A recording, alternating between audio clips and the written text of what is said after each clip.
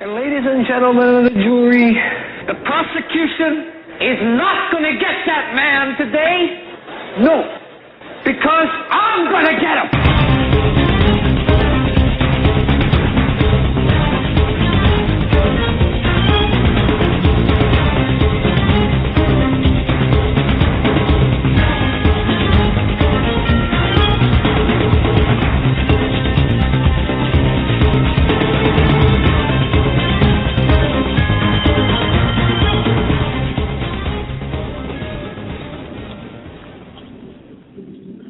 This is the Hagmann and Hagmann Report for today. This is Friday, December 28th, 2012. I'm Doug Hagmann. With me is my co-host, Joe Hagmann. He's my son, and folks are about to hear 3 hours of uncensored news, unbiased news analysis, information you need to know in these perilous times. Folks, this is our last broadcast of 2012. Of course, this is Friday. And we are going to be taking on New Year's Eve and New Year's Day off. Although we did a broadcast on Christmas Day, we're going to be taking some downtime on New Year's Day, coming back strong on January 2nd of 2013. Of course, if anything does happen in the interim, we will be live. Just check our website. We can be found at HomelandSecurityUS.com. That's HomelandSecurityUS.com. And we broadcast, of course, live each and every weeknight from 8 to 11 p.m. Eastern Time. And you can find us also in high-def video on the Christians United Broadcasting Network. And Joe and I would like to thank each and every one of you for joining us. Thank you for your belief and trust in us as we go through all of this information, incredible information together. Joe, it's good to be in studio, and it's good to be doing a show tonight. Yes, it is. We had a fun and interesting day. You had another guest appearance on the Alex Jones show today. Yeah, and actually. we were on for about, maybe an hour? Half hour to an hour? That was an hour, I think. The overdrive. 5 minutes. So the overdrive? Yes, yeah. It was the overdrive segment, which is after the 3 hours, and I think it was about 4 o'clock you got done, if I remember correctly. So about an hour. It was a very good interview. A lot of information was covered, and that was the follow-up from an interview on the same show yesterday. So, yeah, in fact, what we'll do, yesterday's interview with Alex is on YouTube. Apparently he puts that up, or somebody puts that up. You guys want to hear a funny story, okay? We're getting ready. He's getting ready to. I'm getting a video set up. We're doing Skype from one computer and a video in a different area of the studio. So he's getting his notes all set at his desk. He's getting his things together and spills coffee. Not one. I actually have two. One old coffee, and then one new one. Spills them both on his desk. Ruined all the notes, everything he had set up to go for the show. Two different 1 times. minute before the show started. Yeah, the first one, right before he was going on air. Funniest thing ever. You want to see a face? I wish I could have taken a picture of that face. Just imagine that. You have all your office is, especially going on a show with millions of people listening and watching. Let's go to Doug Hagmann. You're sitting here mopping up coffee stains on your papers. It's just something real funny. But, though I'll tell you something. It's you just got to roll with the punches, because it's just, what are you going to do? And then I may just look and coffee dripping onto the floor, and it's just. I think I owe my sister a new hoodie, because I think that's what we used to clean up that coffee. Hopefully we can get it out of there. It's been a fun day, and today we're going to hit some hard news, but we're also going to talk about this year for us, for the Hagmann and Hagmann Report, because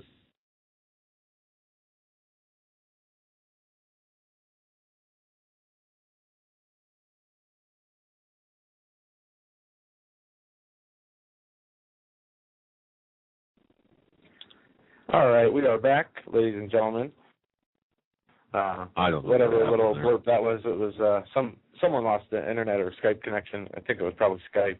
We'll blame it on them since they have some of the problems anyway. Yeah, and when we do this, it's not going to be a self-serving period of time. We just want to go through some highlights of the year, but also some important stories. Last year at this time, we were getting ready. We were doing a show every Saturday night. Right. In 2011. Okay. So for Saturday nights from 8 to 10, I think it was, 2 hours, we would sit down and have a little blog talk radio show.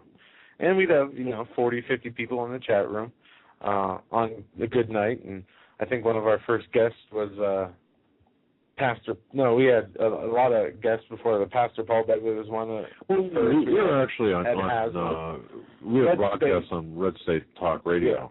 But last year at this time, we got an offer to come to LBN, Liberty Broadcasting Network, which was an old radio network. And that changed our schedule to 5 nights a week. 5 nights a week. We did it from 10 to midnight, 5 nights a week. We stayed there with LBN until May, when we separated our ways, and we started back here on Blog Talk Radio and continued with the 2 hours, changed the time from 10 to 12 to 8 to 10. Right. And changed the show to 3 hours. That was in October, I think. We did went that. to video, got a bunch of equipment throughout this year, sound equipment, lighting, cameras, things that we need to operate for the show. Yes. And we went from really having maybe 100 listeners a show in 2011 to at the end of 2012 having tens to hundreds of thousands of listeners. Yeah, to the show. it was just an incredible growth spurt that we went through. I wouldn't say hundreds. Has opened the door, so many doors for us. Yeah. Has showered so many blessings upon us. Each and every one of the listeners out there, whether you know it or not, you are a blessing to us. And we get messages all the time. We get emails all the time. It is such a spiritual, uplifting experience to be able to wake up and read messages from people thanking you. But the glory needs to go to the Lord, because that's truly, who created this. Unless you say what Obama says, and yeah, you didn't build that. He's right in that opinion. You didn't build that. We didn't build this. The Lord built it. Certainly not.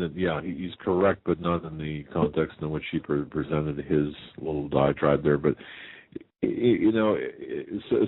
where we stand today, if we did crunch the numbers, I mean I think our podcasts have been downloaded. I don't know. We lost count after 2.5 million.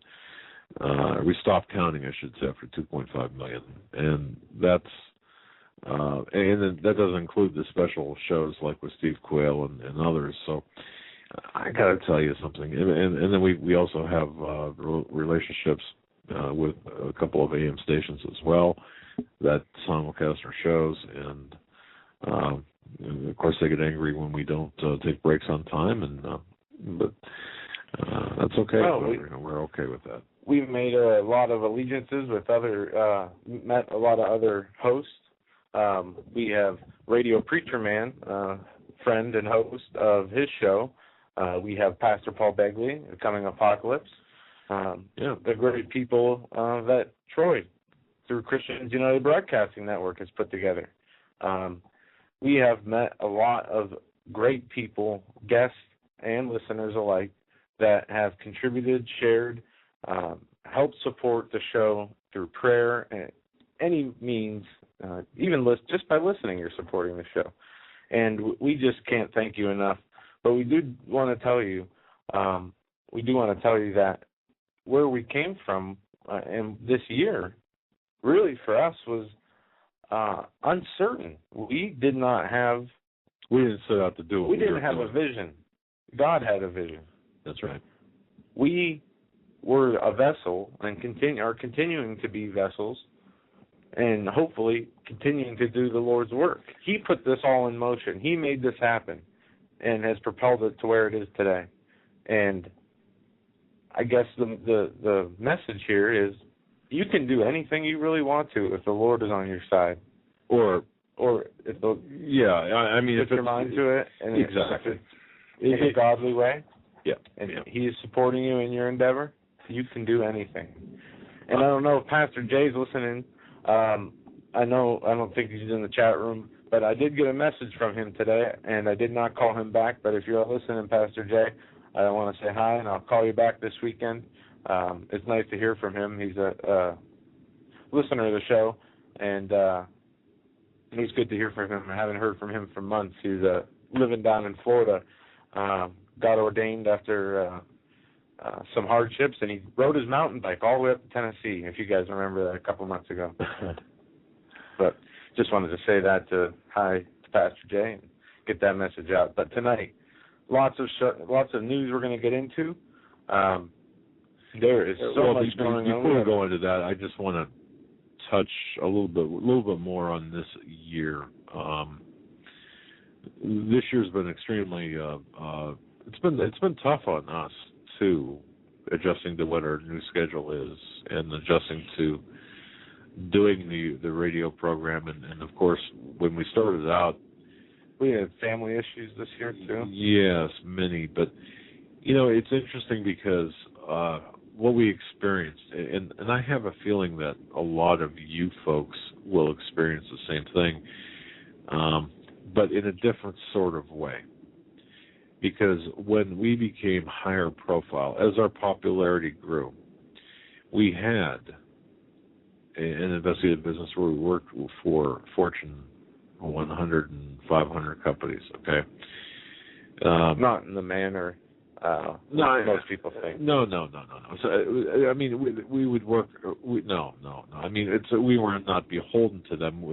As an investigative agency, we would do the background checks for people who were for board members, or we would do fraud cases on the subcontractor level. Our clients would just happen to be Fortune 500 companies. Yeah.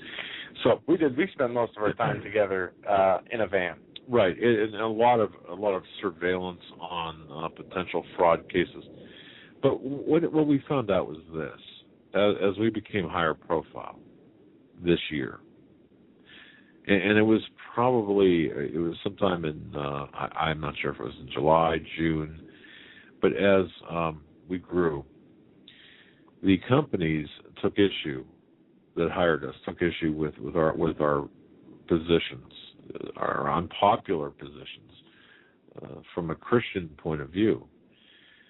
And we essentially lost our business. And it was like, well, we lost an ability to make money, right? An opportunity, right? Because of our local positions. Yeah. Okay. See, I mean, it was they were not, when you're controversial, according to a company, we'll say. When you won't follow their orders to the T. Right. And, you stand for life as opposed to just keeping your mouth shut. You shouldn't be pro-life. You should just be quiet. Or you should not be pro-constitutional. You should just be quiet. So we lost a few huge mainstay clients. But you know what? But we were provided for regardless. Yeah, and I guess that's the point of what I was trying to say is when you take a stand, and I think all of us who are leaders within our areas of influence, or families, or friends, or whatever, when you begin taking stands and you begin to make your positions known, positions or feelings or spiritual aspects known, and you do take a stand. I do think that you become a little bit of a pariah, and people will look at you and say, "Oh, come on, why do you have to feel so strongly for this way or that way? Why can't you just go along to get along?" And a lot of people, I think, might be in that position. So the only thing that I can tell you, if you are in that position, and frankly, it scared me. It scared me because, here I am. I'm not a spring chicken. I've got a family. I've got 2 mortgages. I've got bills. I've got all of this, and we did what we did on faith, meaning the radio program, on faith. Mm-hmm. And you just have to, and I apologize for the triteness of this saying, but let go and let God, and put your trust in God, because I mean, really, yeah, let go of everything. Yeah, you do. I mean, you were an investigator for over 25 years. I was your side chick for a few. 27 years this year. And this was your careers. 30. I mean, my dad built the investigation business with an old friend, however long ago. That was in 1982. He ran a successful business in that field up until his retirement at the end of this year. Yeah, retirement. Yeah, I suppose. But again, the message I'm trying to, or the real message of this is, when you have faith and you feel as if you are, or when you know you're doing something right, correct, proper, you're putting yourself on the side of good. Mm-hmm. And then you have trust, the blind, and faith is really acting without certainty. I guess by definition that would be the acting with the unknown, the unseen. Right. Yeah. So when you do that and you just say, "Okay, God, man, it's in your hands," in a way you feel like a pinball in a pinball machine, being knocked around a little bit until such time as you are in that position. You have to listen. You have to listen to what you're being told. And see, as we, people my age, as we're getting older, far from retirement, far from Social Security, if that ever comes for people like us, and with responsibilities, it's a frightening experience. But see, if you just let go and have faith, I do believe that faith will carry you through, and you will be where you're supposed to be. Well, you say you do believe we are currently living proof. Well, yes. Of that, and it is such a blessing. Yeah. And for new listeners, that's a brief history of this past year, where we came from and where we are now, and now to where we're going. We've got some terrific plans. I know that we'll have, for example, hopefully this in January we'll have Tom Horn on, and in fact, Mr. Dizdar, Russ Dizdar back. Of course, people like Henry Groover, Greg Evenson, if that's potentially possible, if he's still doing radio, and others. And more and more and more, not only the previous guests, but new guests. Yeah. That will add to the knowledge of all of us. And here's the thing, though. As we go from where we are now into January, February, March, we have to be very, very careful. I think we have to be very aware of what's taking place. I think we have to be aware of the potential for what's going to be taking place. In other words, the breakdown of society, the breakdown of America. Yeah, society is changing, and it's changing in a very fast, going in a very wrong direction. It is, and that's but we are going to be here as long as God allows us to talk, and as long as we have a platform. And we have, for the new listeners, we have built some redundancies in. They've been checked out under fire, and some have failed, and we've been able to repair those. But I think that God will give us the ability to continue to broadcast even in the heat of battle. I do believe that. We're going to need that. We're going to need the fellowship. We're going to need to be able to communicate with each other, because people always worry about that inability to know what's going on. with a friend, a family member, with anything, with life. Right. If you're, if the internet shut off. Well, knowledge replaces fear, or should replace fear. Knowledge and your spirit and your belief, you shouldn't be afraid. And the more in tune you are with things, the less fear you should have. You should be aware of things. And that's why it does kind of upset me a little bit when people say, well, you're fear-mongering. Well, no, I believe we're appointed to be watchmen. And as you read from, Isaiah yesterday, for the people who get information and do not spread the information, and if somebody dies because of your lack of sharing that, it's on you. Yeah, it's on our hands. Correct.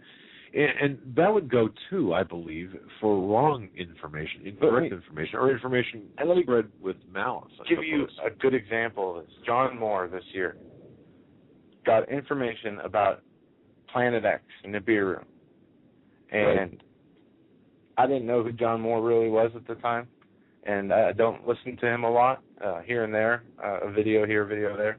But he stated at the beginning of this information, and I don't believe in Nibiru that it was coming, this year, as people were saying, which is the message he was saying. But before he said his message, he stated, this is information I've received, and whether I believe it or not is not the issue. The issue is I need to share it with you.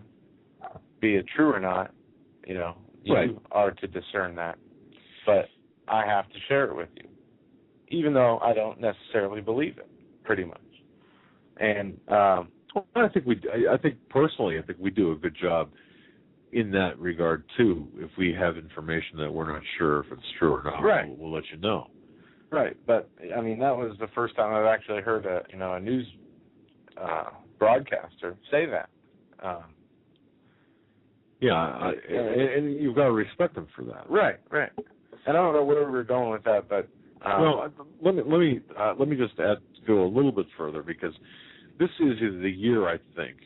This year will be the year where, folks, if you haven't checked out HomelandSecurityUS.com today, I think a couple of stories below is a story about Michael Savage, and we talked a little bit about this last night. But what's being planned for 2013, based on the knowledge that we have, they're coming for not only your guns but for you. And when I say coming for you, I guess I'm meaning the people that are making the most noise against the political agenda or the globalist agenda that's out there. And so that said, I think that we have to really come out of the gates on the 2nd of January and spread out as much information as possible, as quickly as possible, with as much verification and authenticity as possible.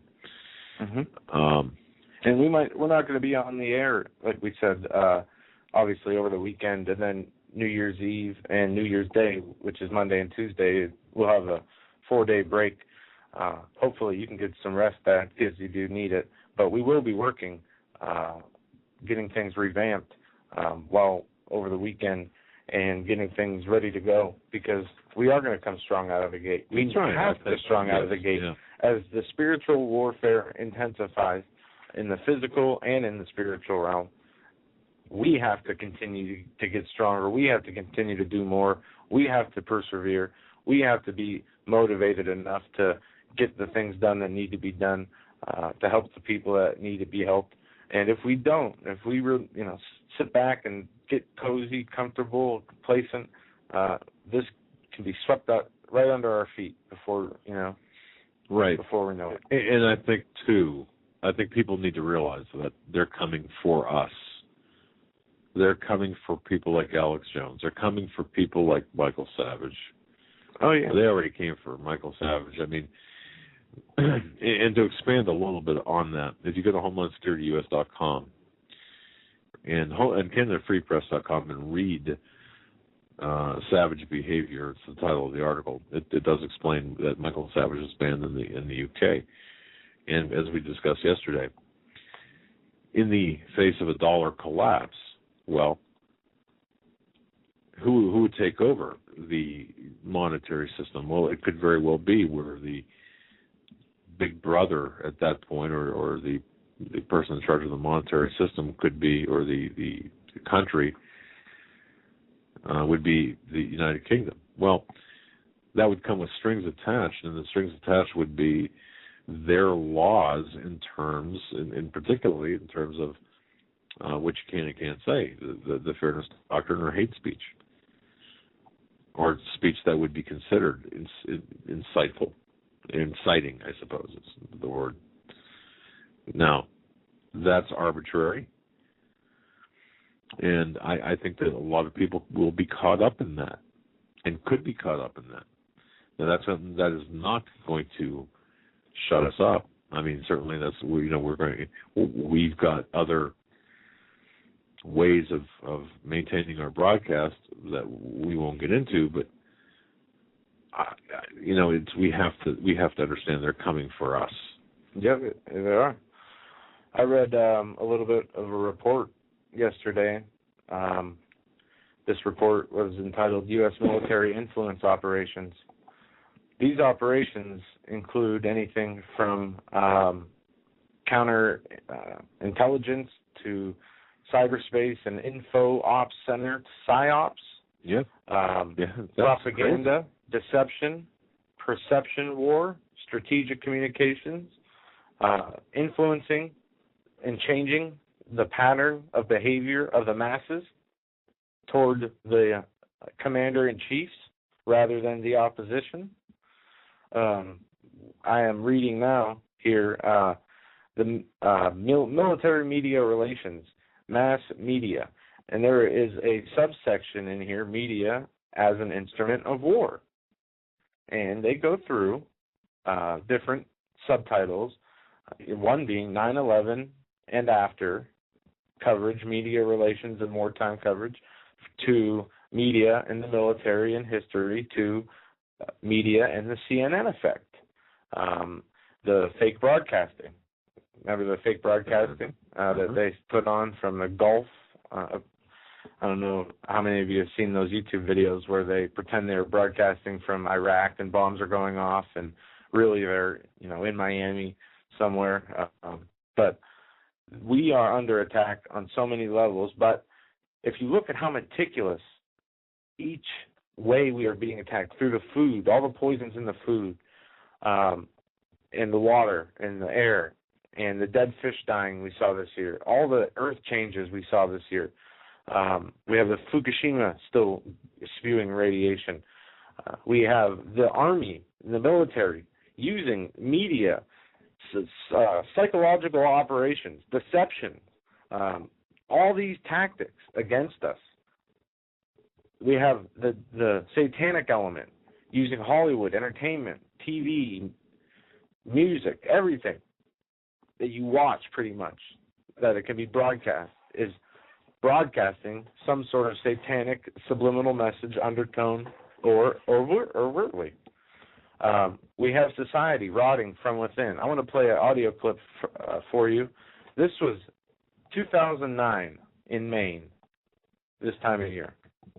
But first, we'll begin up in the state of Maine with some overnight results on a very close ballot question on gay marriage.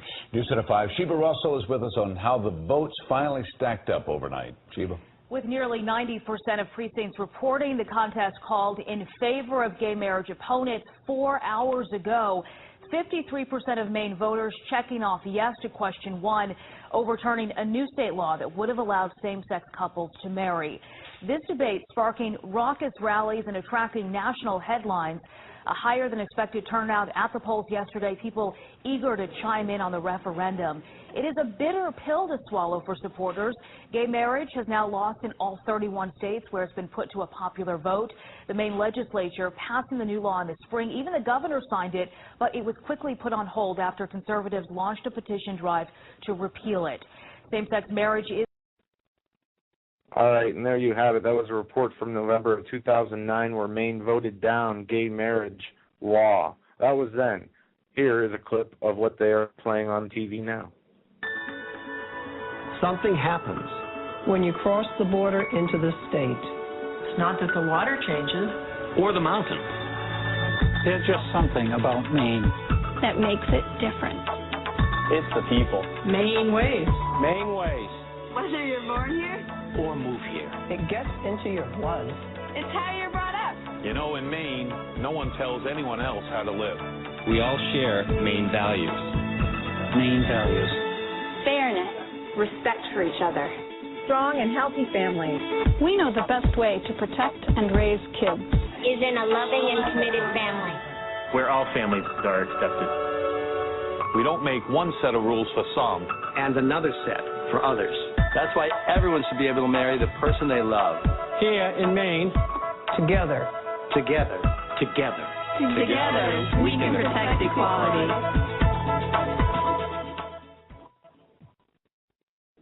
And that's today. As Maine, the people of Maine have voted in gay marriage. 3 years. 3 years difference. Yeah, and that was a commercial. I see the comments in chat. I don't know who did the commercial. Just look up. That was a public YouTube service video. It was done by the Chamber of Commerce, I believe.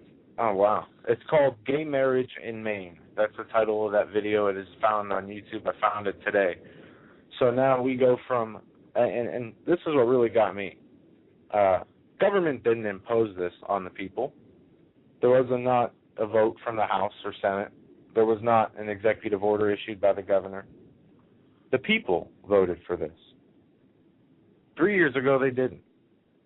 What has changed in the last 3 years to make a state sway from going from voting no to gay marriage being legal to making it legal? You know, and I often use this in contrast to how promiscuity is viewed today versus, we'll say, 1958. Back in the 50s, any boy found with a condom in his possession at school would be expelled. Today, of course, they're given away. And thank you, Lucy, for sending me an article where high schools in Philadelphia now have bowls of condoms outside the nurse's office that are distributed free by the schools. You're not even allowed to teach pro-heterosexuality in counseling in schools in California. I think it's California that made it illegal if children are confused about their sexual orientation when they go to the school counselor. The school counselor may not use pro-heterosexual language. Well, here's the key, and I think we have to ask ourselves, you heard the 2009 clip, you heard the 2012 clip. How could that much change take place in a relatively short period of time?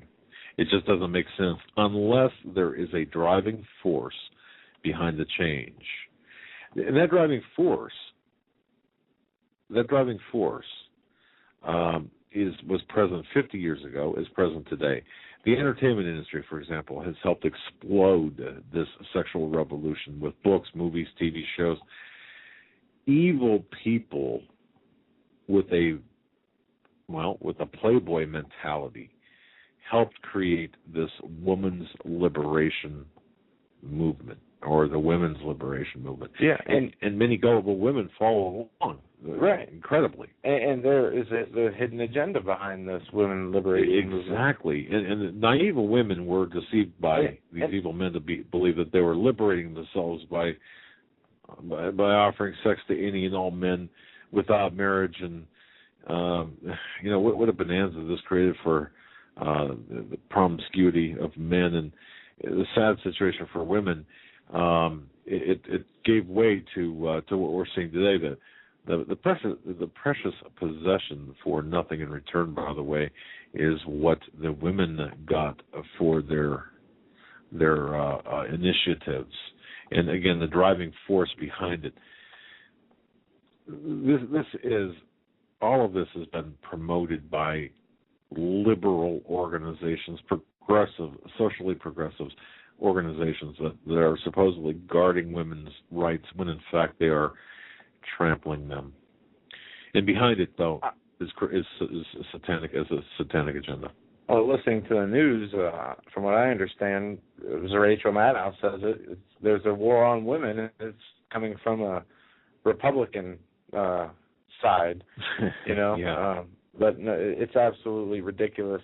There's a war on life, period. Well, one of the most fascinating parts of this goal of the destruction or redefinition of marriage and redefining what normal sexuality is and the nuclear family and such.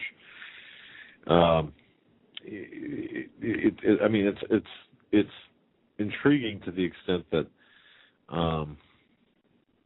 what's behind it, and what's behind it is more than just this mindset of even promiscuity. It's actually a political agenda. It's actually when you really come down to it, it's actually a progressive / communist agenda, because that is how they want to take the communists, or the people with that agenda want to take down the country from within. And that's when you start attacking morals of a country and calling abnormal behavior normal, then you are destroying the country's moral fiber, and you're ripping it in ways that it cannot be resewn or repaired. And that, again, just compare today where we were 50 years ago, or even 3 years ago, based on that clip. And it used to be psychologists were trained to help individuals escape from the homosexual lifestyle. That's before that. There were psychologists that were trained to do that. And homosexual relations were considered to be a sin by all the world's major religions. Yeah. And pastors and rabbis and other spiritual leaders. Is it appropriate in communist Russia today? Well, geez, I don't know. Is it? No. Mm. Interesting. Well, yet they are. But they've never claimed to be a nation under God. Right. But anything that undermines the traditional family is a victory for the communists, the Gramsci, the Antonio Gramsci model of society. And folks, if you don't know about Antonio Gramsci, that's Gramsci.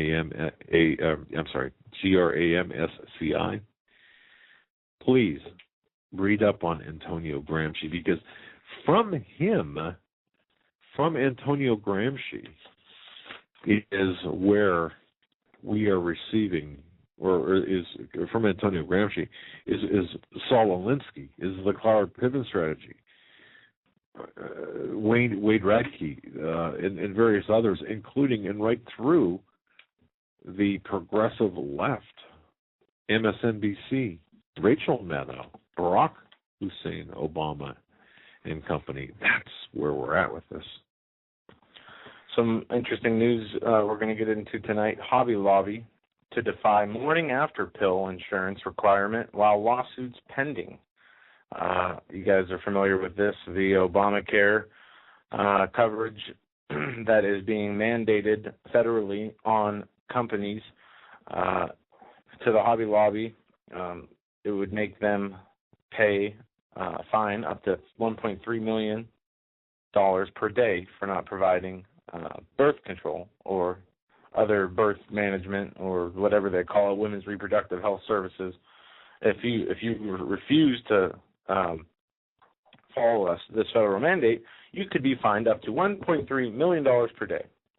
But the Hobby Lobby is defying the morning after pill insurance requirement. They have a lawsuit. It's Hobby Lobby and religious booksellers Mardel Incorporated, which are owned by the same conservative Christian family, are suing to block part of the federal health care law that requires employee health care plans to provide insurance coverage for the morning after pill and similar emergency contraception pills. The companies claim the mandate violates the religious beliefs of their owners. They say the morning after pill is tantamount to an abortion because it can prevent a fertilized egg from becoming implanted in a woman's womb.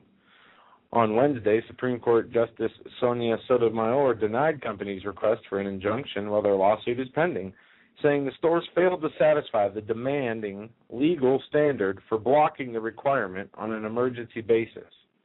She said the companies may challenge the regulations in the lower courts. I've got to tell you, if the Hobby Lobby and other corporations were owned by Muslim Brotherhood people or the people of the Islamic faith, I don't believe this would be an issue.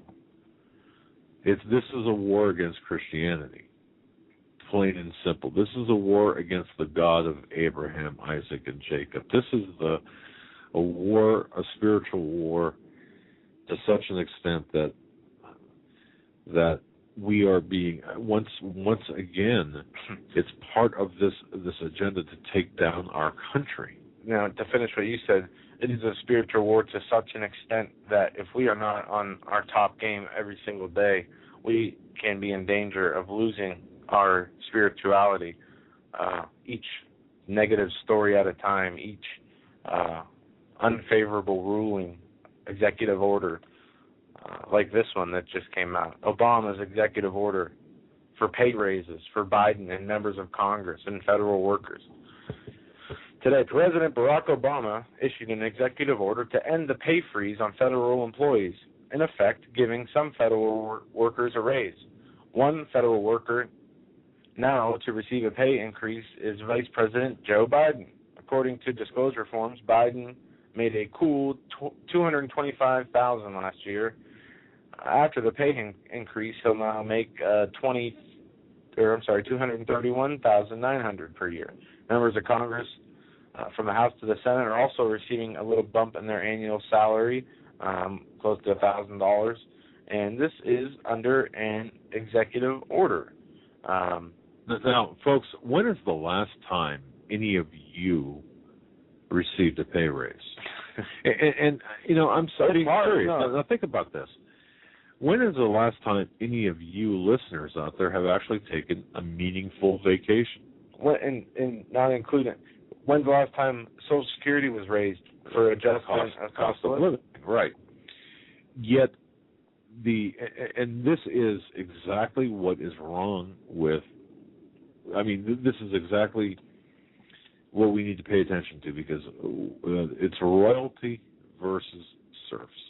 It's only $11 billion it's going to cost, though, this federal raise over the next 10 years. Now, I am sure that Republicans are involved in this as well. Oh, I mean, patting the pockets of the politicians, of course. Okay, so we have to understand, we've got to break free of our mindset of the Republican versus Democrat. Right. Now, this is all theater. I wanted to make this a point, and I wanted to get your opinion on this, because how is it the nerve, or does Obama already know something?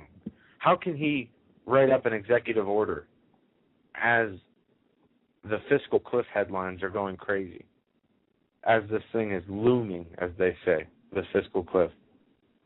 Wow. Well, you know, I mean, well, is that arrogance? Is that knowledge that everything's going to be okay and things are going to continue to go on, or is that something else? No, I believe personally it's something else. I believe that, and once again, I would direct your attention to the articles at CanadaFreePress.com and HomelandSecurityUS.com, because see, here's the issue. At the heart of everything is the financial collapse that's coming, and it's the collapse of the United States dollar, because we lose the dollar, there goes our sovereignty. And isn't it funny that back in 2007, that George W. Bush and Vicente Fox had a meeting that, in fact, they released a press release, and there was a CNN with Larry King. Vicente Fox appeared on CNN with Larry King saying, well, you know, we do have a currency for the North American Union in place should it be needed, or to be rolled out at a given time. And of course, I'm paraphrasing here, but see, they knew this was coming. They knew that the dollar was going to be just taken out, and with that, America's sovereignty. And this is part of the agenda of the New World Order. People think that the New World Order is nothing but a conspiracy theory. It's not. It's a conspiracy by its very nature, by definition, but it's not a conspiracy theory. It's a conspiracy act. And so what's going to happen, folks, and this is based on information that I've been able to obtain from my source, one in particular that I really have a lot of faith in and has never been wrong in anything that I've gotten from this individual, is come this spring, we're going to be facing some a calamity of sorts with respect to the dollar, in particular the dollar, a global collapse or a global situation in the currency.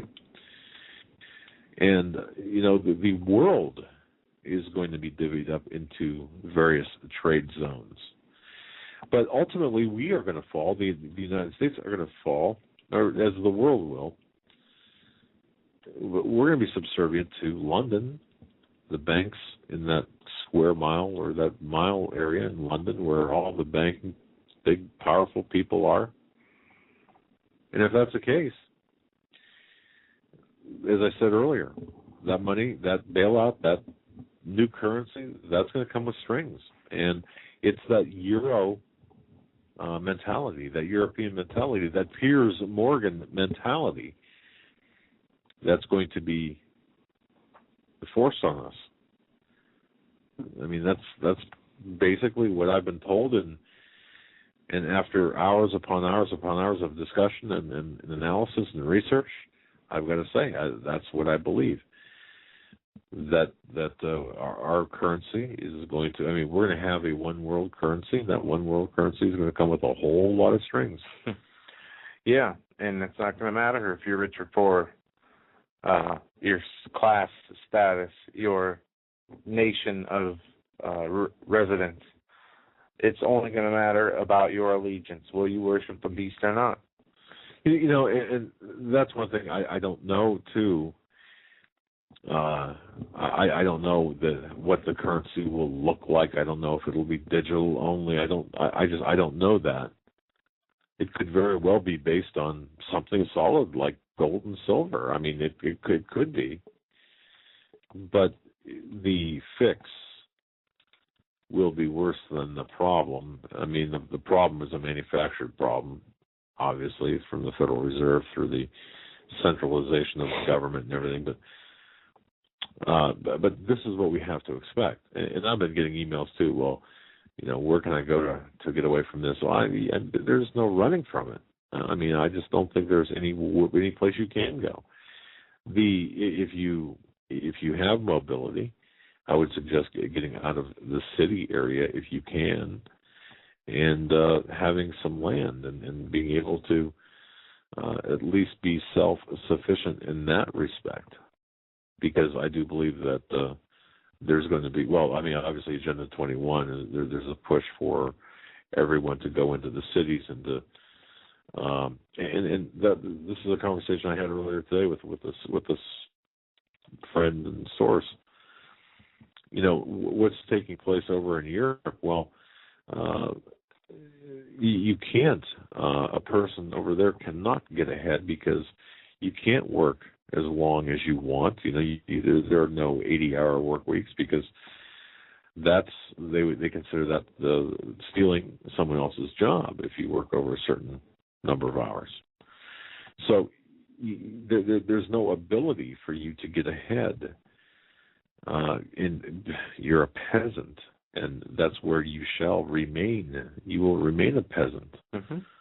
A useful or useless eater, I think, is the most common term referred to as a useless eater. And things are going quick. See, that's what really gets me, and really I'm really astounded by the rapid nature of the unfolding agenda. And I remember hearing someone vividly in early May sitting back and saying, well, there's not. What are you going to do about it? You can't fight it. You just have to roll with it. No. No, you've got to you've got to take a stand. You've got to play your positions, because that's what God expects of you, and that's what your family would expect of you. Because currently, with the situation, the fiscal cliff, if you will, is one example.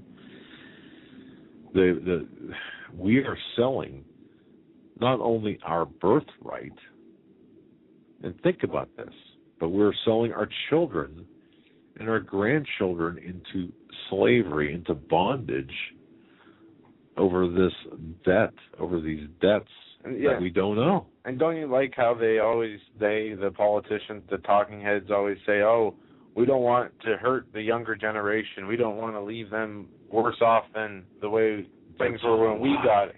Of course it's a lie. They are setting up this next generation to have nothing. That's nothing. Exactly right. Everything will be under centralized federal control, whether it's through the United States or the United Nations. It doesn't matter. It will encompass all nations. It will encompass all peoples.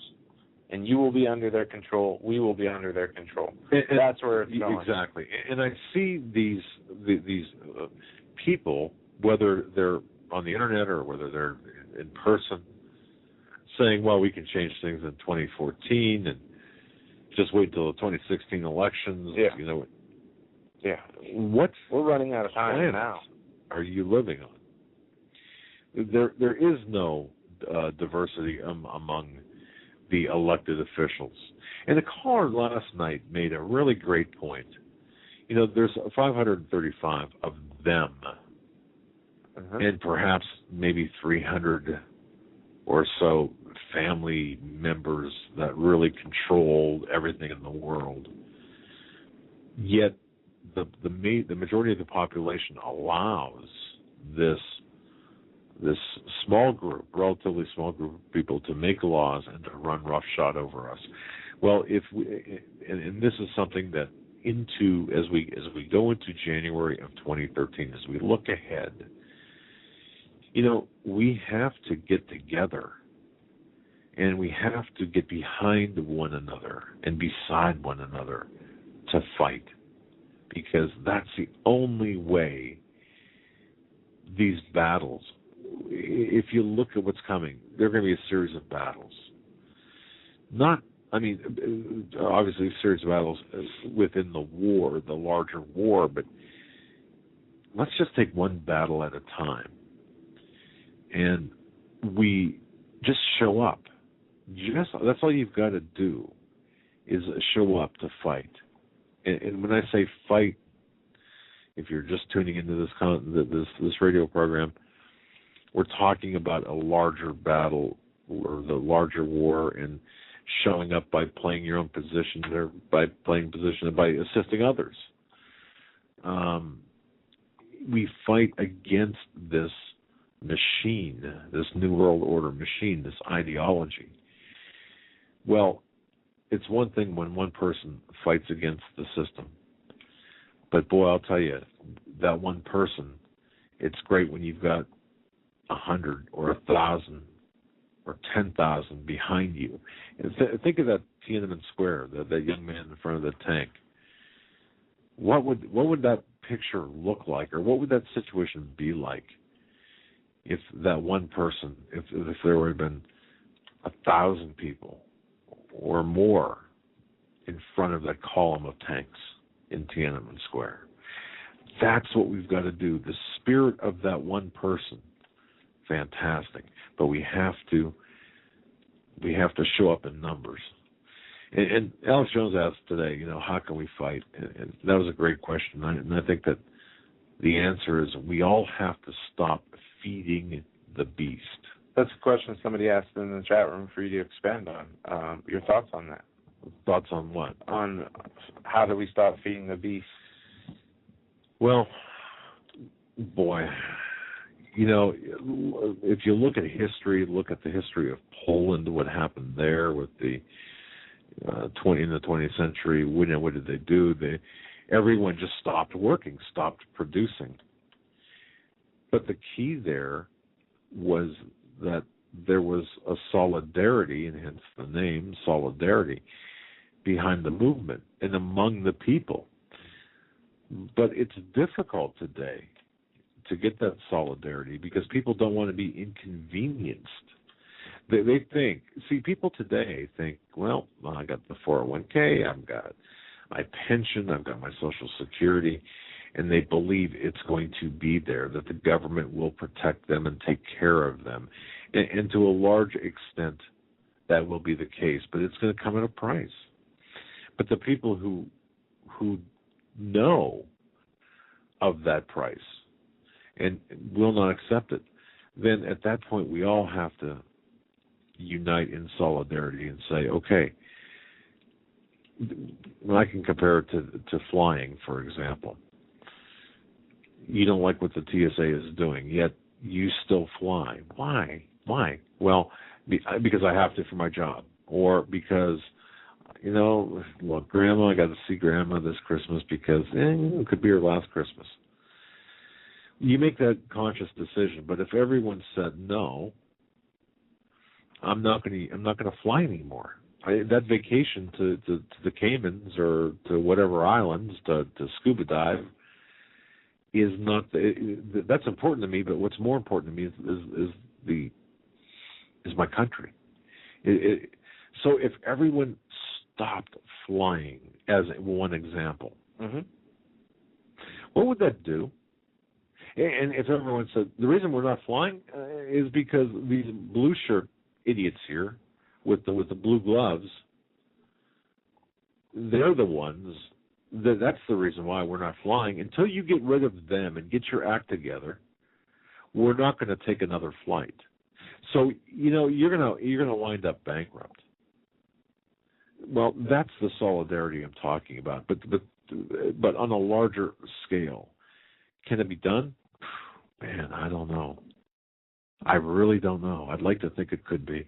If we all decided to stop shopping at huge bulk, these Walmart conglomerate stores, these chain stores, started to, buy locally, buy gas only from the USA. But see, I got to say that gas thing is a little difficult because, but stop shopping at all these corporate giants. Buy locally, support your local business owners and your communities. If we all had a day where millions of Americans would do this, 2-3 days out of a week, half these Walmarts would be out of businesses, and it would be replaced by more mom and pop family owned shops. But will we see that happen? Will the people take action? Are people going to get off their butts and do anything about it? I gotta tell you this real quick to digress and kind of lighten up a little bit. I did have to go to Walmart for a very specific purpose. It was Christmas was on a Tuesday, I think, so this was on a Sunday. I had to stop there, and that's one store I just don't like to go into this. I just don't like it. I'll go to our local hardware store. I'll pay the extra 50 cents or $1, or whatever it might be, or the grocery store, the locally owned, because there are locally owned grocery stores. They're affiliated with chains, but they're locally owned. So anyway, I had to go to Walmart. Honest to goodness, folks, I've never. It was like going to an amusement park with those bumper cars. Yeah, everyone was driving those little cars, those electric cars around through the aisles, and I thought, man, am I in like this arcade or amusement park, or am I in some store? I've never seen that before. It was it just struck me as funny, but you're right though, Joe, and I think that if we said no, we're not going to. The one issue where I think that it's most vulnerable and visible, as I've always said, is the airports flying TSA, because that, I think we've got some power behind that. And I think that if that worked, if we could do that, the power behind us, the win, the feeling, wouldn't that be great? because I truly believe that we could move mountains by doing that. Folks, you're listening to the Hagmann and Hagmann Report, the end of hour one on this Friday, December 28, 2012, the last show of the year. We'll be right back after these short messages. Stay with us.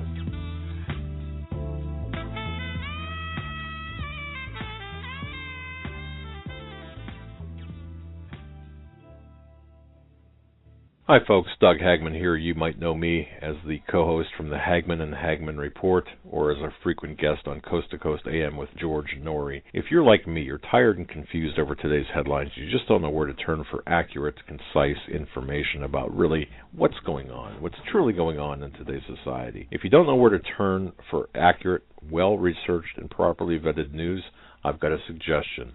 In fact, it's a requirement. Bookmark Canada Free Press. That's CanadaFreePress.com on the internet. It's just not for Canada. It's for news across the world. Judy McLeod, founding editor, has put together a vast array of talented writers like Kelly O'Connell, Daniel Greenfield, Dr. Eilena Johnson-Powell, a lot of guest columnists, very talented writers. Folks, that's Canada Free Press at CanadaFreePress.com. Now mobile friendly. Follow on Facebook, because without America, there is no free world. Survival of the fittest. In any and all situations, survival is your number one priority. That requires being tough and thinking smart. And the folks at Freeze Dry Guy are going to help you do just that.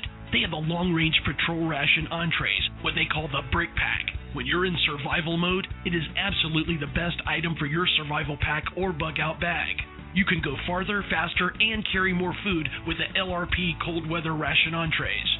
Not only do these long-lasting, durable entrees help sustain you or your family through the harshest environment or situation, they are by far the most delicious of their kind. No contest. With a variety of tasty entrees, you can't beat the LRP Brick Packs.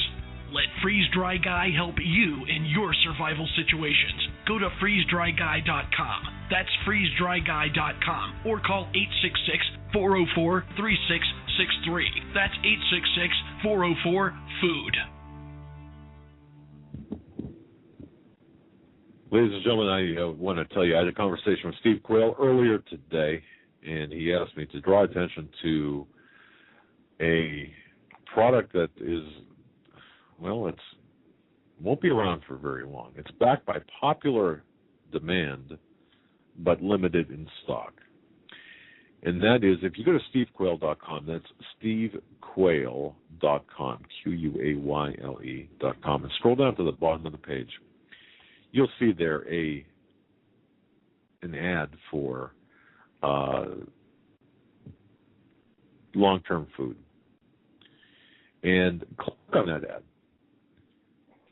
and look at it. Dry harvest food. They've got 3 different packages. A 1-year package, a gold pack, which is 6 months, and then a silver pack for 3 months.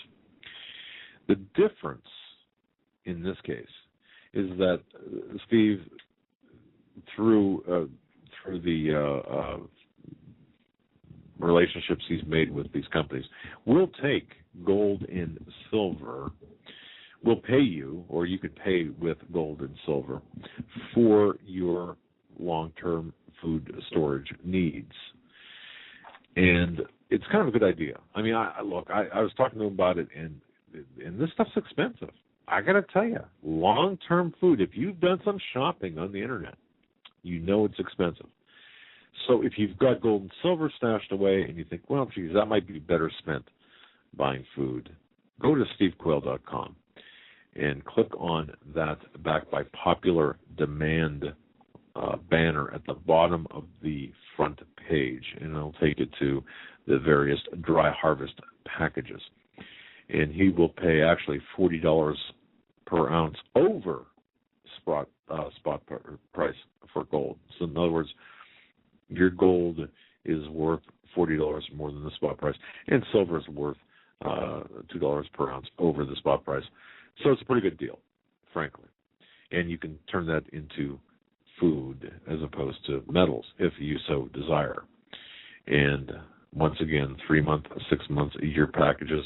And you could talk to whoever's there. They've got excellent people, just like the freeze dry guy. Very, very good people on the other end of the phone will fix you up, answer your questions. But like I said, stevequayle.com, that's stevequayle.com. Click on the banner that says backed by popular demand. And because, as I understand it, the supplies are running down.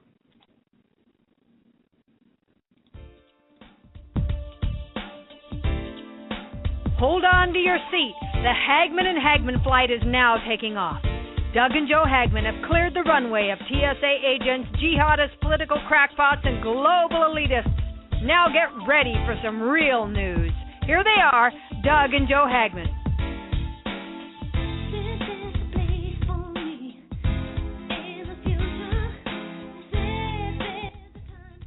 And welcome back, ladies and gentlemen, to hour number 2 of the Hagmann and Hagmann Report this Friday, December 28, 2012, the last show of the year for us, wrapping up our first full year of broadcasting Monday through Friday. Interested, by the way, I'd be interested in your report card of us. If you're going to grade us, go ahead and give us a report card. And you can even be critical of us, tell us what we need to do better, give us suggestions for 2013. And also, any predictions you might have for 2013? Yeah, definitely. That would be cool. Those. All right. We're going to open up the phones in about 25 minutes, 9:30 Eastern Standard Time. So if you want to call in and get on hold, the number is 661-244-9839. That'll be about 25 minutes. Couple stories I want to get into. One, Chicago. Police confirm tragic number of 500 homicides. Chicago reached a tragic number today, according to Police Superintendent Gary McCarthy. Its homicide total for the year hit 500, the highest annual total since 2008, when I think it was 518. Well, that's wow. That okay. Yeah, that's almost 2 deaths a day. It's gun-free city. Remember, no guns in the city. The city's latest working out for you. Homicide occurred around 9 p.m. Thursday when Nathaniel Jackson, an alleged gang member with a lengthy arrest record, was gunned down outside of a store in an Austin neighborhood. As of Thursday night, homicides are up 17% over the last year in Chicago, and shootings had increased by 11%, according to police statistics. Earlier this fall, Chicago already exceeded the number of homicides that occurred last year, but this is the first time the city has hit 500 or more since the 512 in 2008. You can just about count on that growing tremendously as well in next year, because as things get worse. You got to hear what they use as an explanation for the rise of that. Do tell. Largely contributing to this spike was the unusual number. Largely contributing to the spike was the unusual number of homicides that occurred during the early part of the year when the city experienced unseasonably warm weather. Well, in a way that is true. When I worked way back in as a first responder, full moons, and warm weather. How it would, add 1 or 2 here or there. Well, in a city where you've got everybody climbing on top of one another in that Agenda 21 model. I mean, saying it's, because it was a warmer summer, more people are usually out, leading to more of these kind of things happening. But that's just, it's no excuse. It's a reason, but no excuse. Yeah, and we're talking about a city that has the most strict gun laws, really, in the country. How do you explain that? Well, how do you explain a city? You can't legislate morality. I mean, you can't. That's an improper use of that phrase, but we are living in such an immoral and spiritually bankrupt society. Life is meaningless to some of these people. Most of these people. It's meaningless. Yeah. Take a life. I mean, can you, folks, the normal people among us, even in a situation of self-defense, of self-preservation, you've got to know that would, having to take another person's life, Wow, that would be a life-changing, forever-changing event in your life, I would suspect. Yeah, whether you were doing it, to defend your own or whatever the cause may be. Yeah. Another interesting and a very odd story. 3 officers were shot at a police station. This happened in Gloucester Township, New Jersey. 3 officers were shot Friday morning inside the Gloucester Township Police Station. And the suspected shooter has been shot and killed, officials say. I heard that as it was happening. What are the details that we know? Do we know the reason behind it? According to the police, the shooting occurred around 5:30 a.m. when a suspect who was under arrest in connection with a domestic violence-related incident got into a violent struggle with officers at the station. The suspect obtained a firearm during the struggle with the police. Officers then returned fire, killing the suspect. The one officer that was shot twice, including once in the abdomen below his bulletproof vest, underwent surgery but is in stable condition. The other 2 are okay, from what I understand.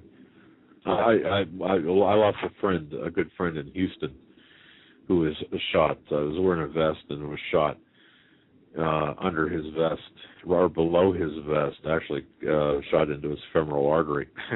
And passed away. I didn't mean to laugh at what you were talking about. That's... I was laughing at the first comment on this under this article.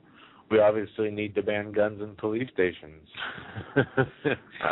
Well, yeah, and I noticed today, being on with Alex Jones, all of the petitions and statements saying, well, we should ban guns at the Capitol building and the White House and so on. These are trite things to say. They're cute things to say, but they're not intelligent conversation, and we're not going to get anywhere by talking like that. Do you think? I mean, Joe, do you really? I mean, is it when we start saying, well, if you're going to ban our guns, then you should. We shouldn't have any guns at the White House. There shouldn't be any security at the White House or Capitol. No, I mean, to me, that's saying irrational conversation. The free speech argument. Yeah, I know where you're going with that. Yeah, it's the same mentality. We might not like what others say, but we'll protect their right to say it. Right. Because we are constitutionalists. We believe in the law. Exactly. That is the law. And there is no, it says right in the law, the Second Amendment, the right for the people to keep and bear arms shall not be infringed.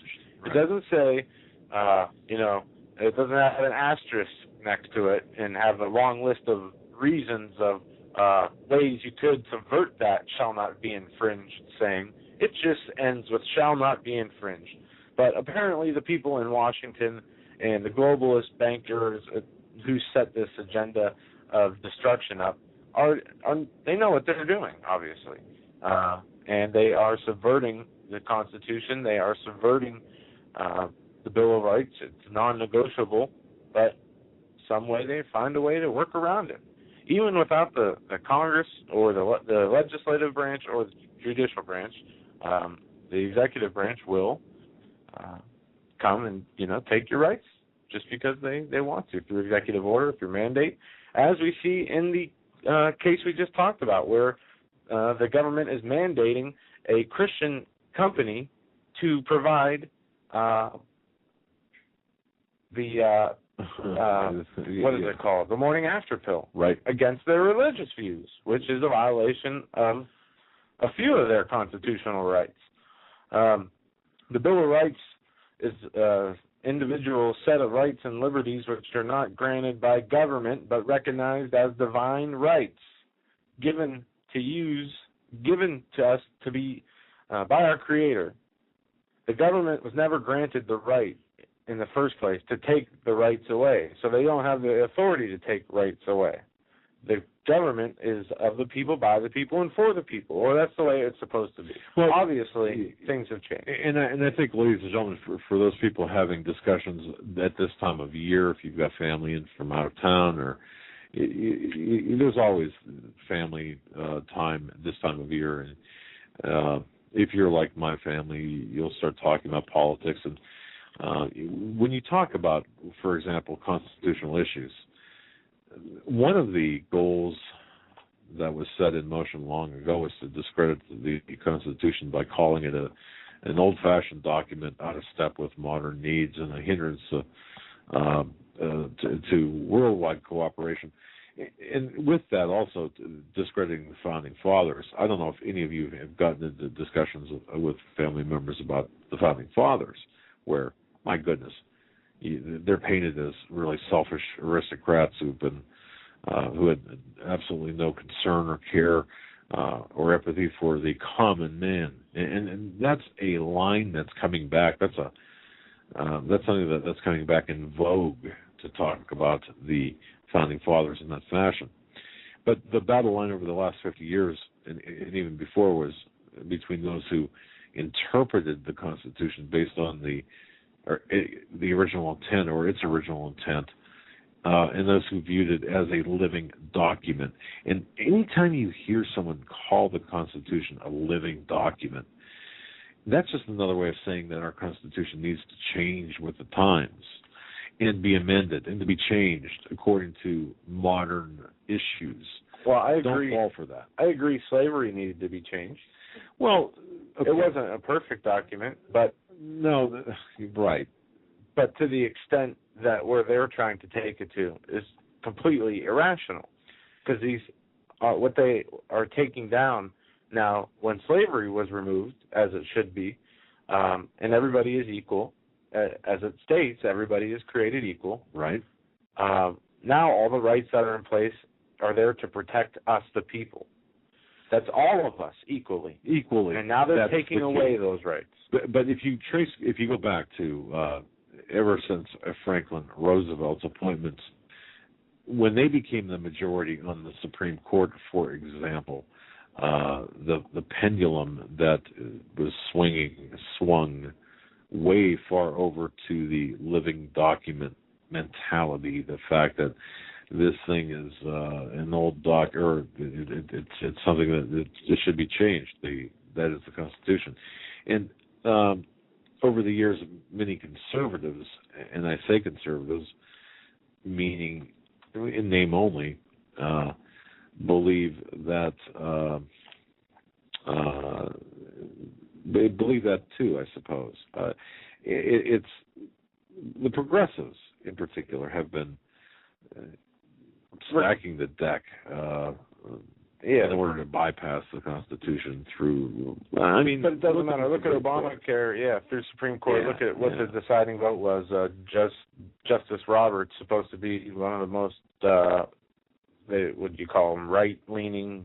Well, he was the wild card, I guess. But yeah, I mean, and I was just amazed because this happened this year. So year in review, I suppose we could talk about this.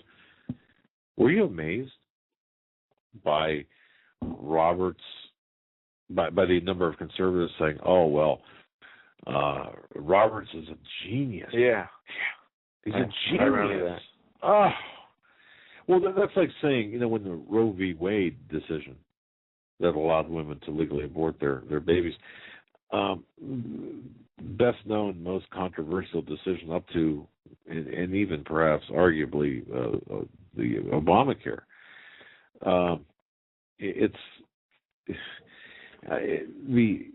To interpret the Constitution in the manner in which it has been interpreted, whether it's Roe v. Wade or Obamacare, is to really to debase our Constitution and debase its values. I mean, look at the wealthiest. It enabled a people to become the wealthiest and most prosperous nation in the history of the world in the shortest amount of time, through the freedoms given to us by our Creator.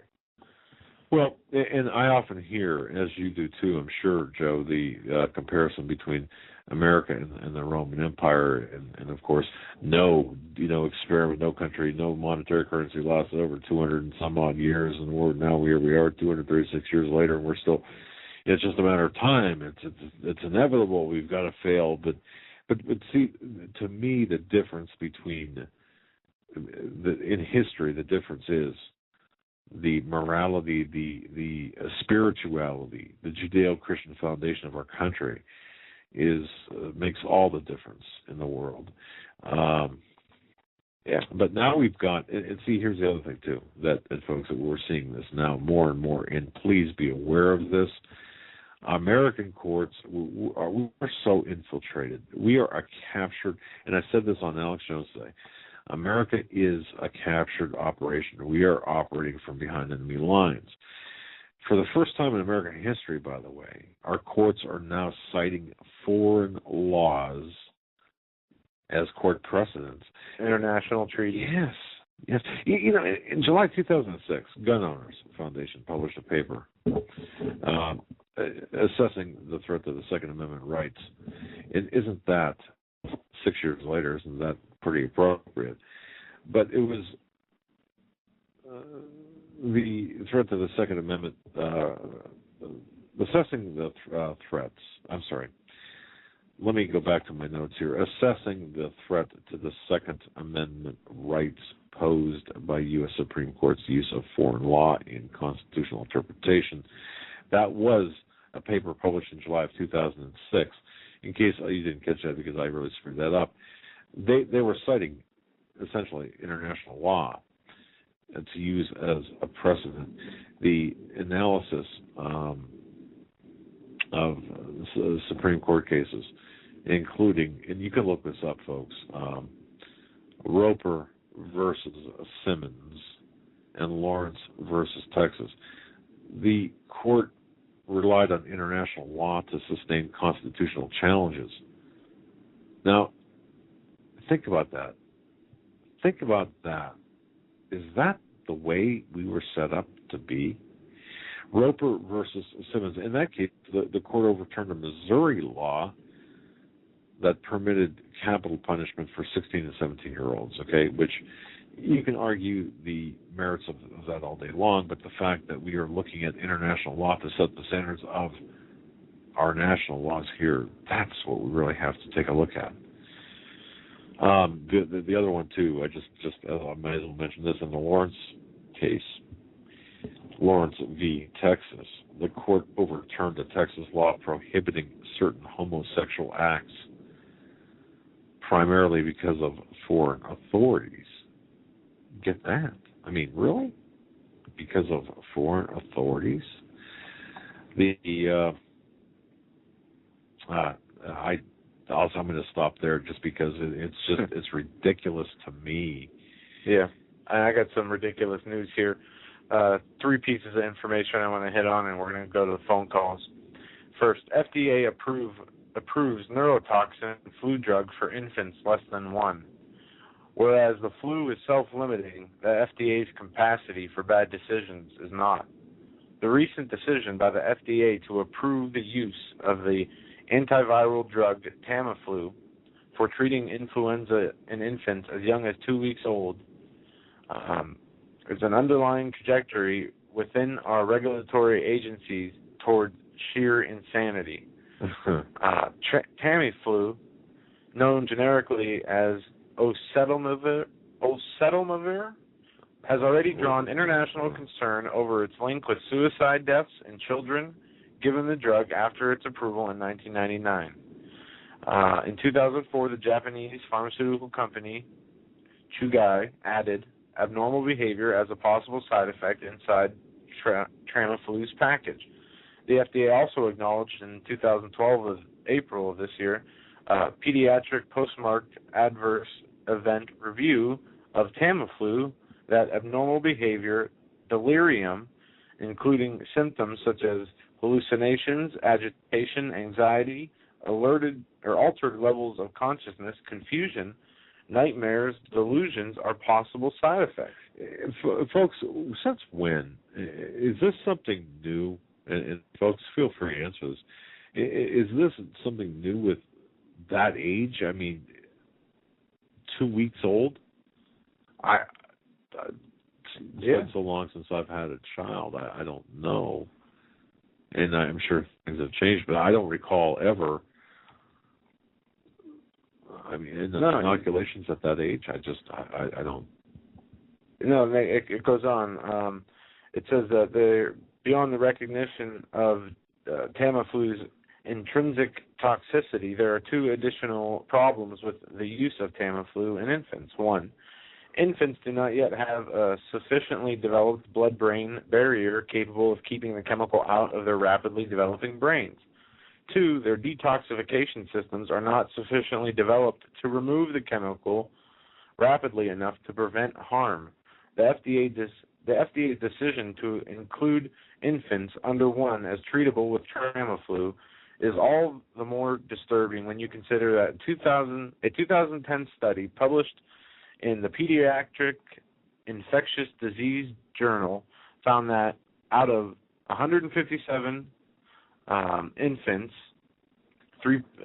means at age 6.3 months, treated for influenza with Tamiflu, complications due to the medication were found in the majority, 54% of the treated group. So, okay, so what we're doing here is, in the way I see it too, and folks new to the program were kind of catching up on the through the MP3s or through the archives.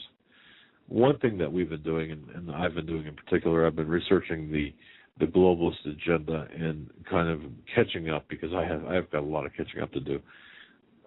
But one thing I've been seeing now is the increase in what you said there about the inoculation of newborns, essentially newborns. But now what I've been seeing is this force, compulsion across the United States, which actually is being influenced from European standards, but a compulsion to have your children inoculated, although in most places in the United States it's not a law, but they make you believe it's a law. So, and in fact, sometimes school attendance, acceptance into school is contingent upon the vaccination. If your child's not vaccinated, they say, well, we're not going to let you attend school. Now, I know from as a parent of from years ago that was the case, but we're seeing this more and more now, and the influence by Bill Gates, the Gates Foundation, and various other organizations that are reportedly for the children, for the health of the children, for the sake of the children. We're seeing their influence through United Nations NGOs. This is what I've been finding lately, where instead of going through purely American standards and companies and organizations, it's actually going through United Nations entities and organizations. Yep, and that's what we're moving. This whole healthcare system is going toward an international. International, yeah, that's right. That's right. Everything is moving towards the global centralization of that power. Moving on here, North Texas, no refusal weekend starts Friday night. The beginning of New Year's holiday weekend in North Texas also jumpstarts a crackdown on drunk drivers. Many North Texas police departments will begin their non-refusal campaigns Friday at 9 p.m. No refusal means if drunk driving is suspected, the officer will ask the person behind the wheel to take a breath test. If the person then chooses to refuse to give a sample of his breath, the officer has the option to get a search warrant and have blood drawn from you against your will. This year, Dallas County Sheriff's Department will not use its large mobile command center. Instead, 65 deputies will be out patrolling. Suspected drunk drivers will be taken to the county jail, where officers can ask a magistrate to sign a search warrant and in order for a blood alcohol test to be given. Parkland Hospital is working with law enforcement to urge motorists to designate a sober driver, but there's two parts to the story I missed. One, I thought this was checkpoints. Apparently, it's saying that they're putting these patrolmen out to search for drunk drivers, but I would not doubt that there would be checkpoints there. And I would have a huge problem if you were stopped at a checkpoint and you refused to blow into their little machine because their checkpoint's illegal. Then they would come take your blood from you. That would be a huge problem. If you're pulled over on the suspicion of drunk driving because the way you're driving, swerving, not focusing, whatever, in the manner you're driving, a normal traffic stop, and police using probable cause, that's a different story. Right, and I think, and folks, I think what we're going to see, just I guess we're talking about predictions for 2013. Just looking at the number of incidents of checkpoints in the United States in 2012 and seeing the increase from previous years, I think that we are going to see more and more travel at checkpoints, and especially when we and folks, think about this. Think about this. When I was talking to my one very good friend, good source. Imagine the dollar collapsing. Imagine things getting very bad, and of course, gas is going to be scarce. But checkpoints, we are being conditioned right now to accept checkpoints as being normal. And think if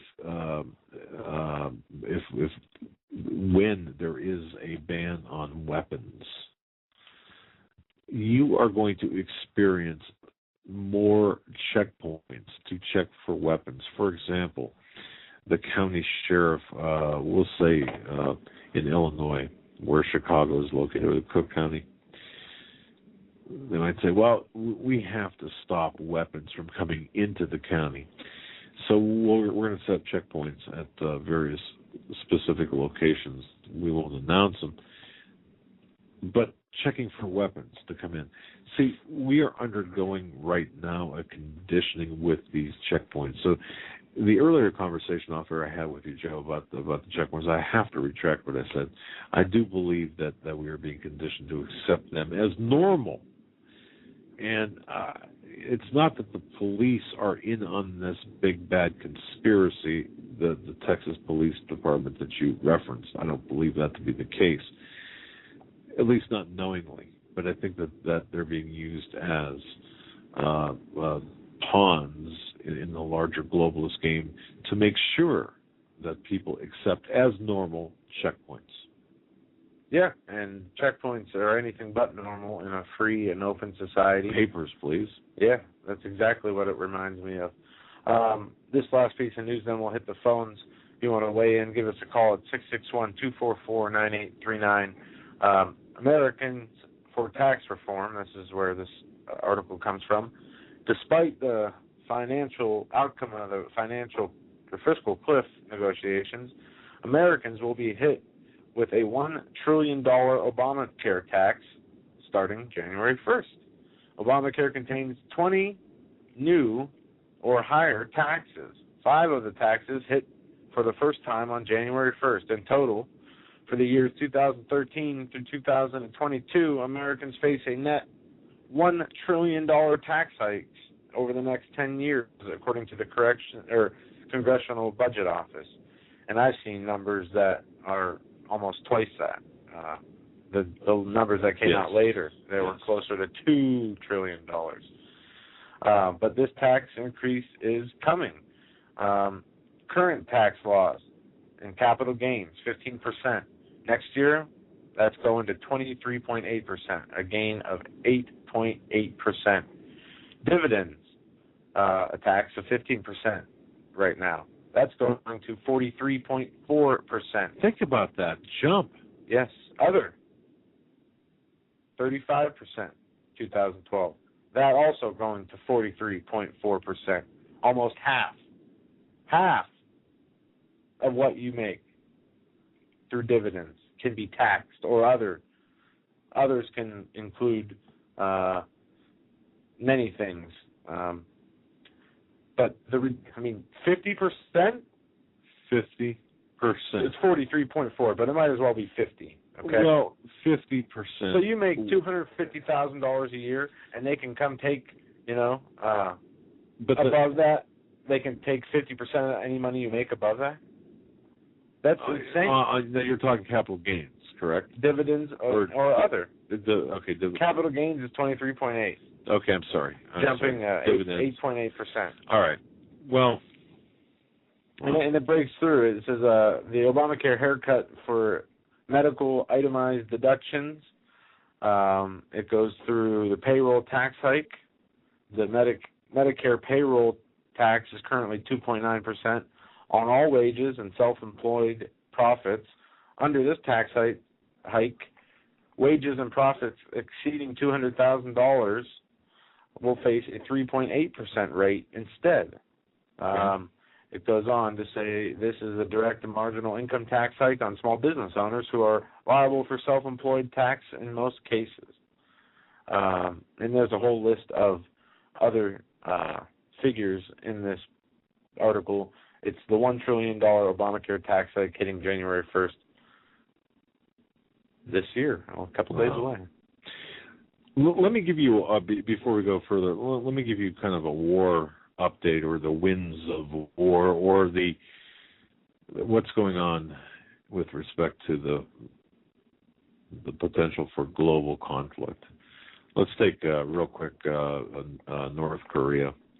According to recently released satellite photographs, photos do show North Korea nuclear readiness.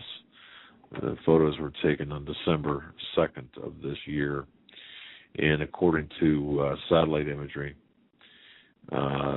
there's a specific traffic flow pattern at this nuclear test facility in North Korea, and the military intelligence services, our military intelligence people, are expecting a detonation or a test in the short term.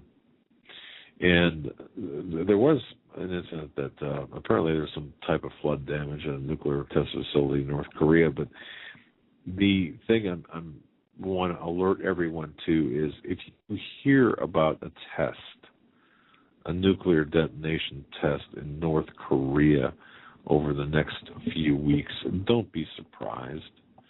That is one thing that North Korea right now is misbehaving. When all eyes are on the Syria situation, North Korea is that's not to dismiss them as a threat, because they are getting technology from China and from other places to perfect a missile delivery system.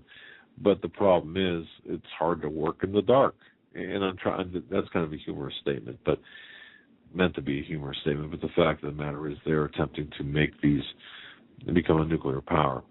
With respect to other areas, just very quickly, northern Syria, and I was involved in. I had to travel a little bit today, and I was listening to the radio. The conversation, by the way, with respect to Syria is pretty much Assad is out. Now, of course, not physically or not even practically. No, but Obama and his cronies are recognizing al-Qaeda as a legitimate government. Right. It isn't that. Now, think about that. Here we are 11 years after 9/11. What happened, folks? What happened? Okay, this is like in 1948 we would be. No, I don't even want to go there. It's just ridiculous that we are actually recognizing Al-Qaeda tied or Al-Qaeda linked groups in Syria. There were 16 to 19, by the way, 16 or 19 various sectarian groups in Syria. See, when Syria goes, it's not going to implode like Iraq or Afghanistan. It's going to explode. And there will be a chemical And just mark my words, there will be a chemical attack incident in Syria, probably North Syria, maybe Aleppo. I don't know about Damascus, but certainly in North Syria, there will be a chemical weapons attack.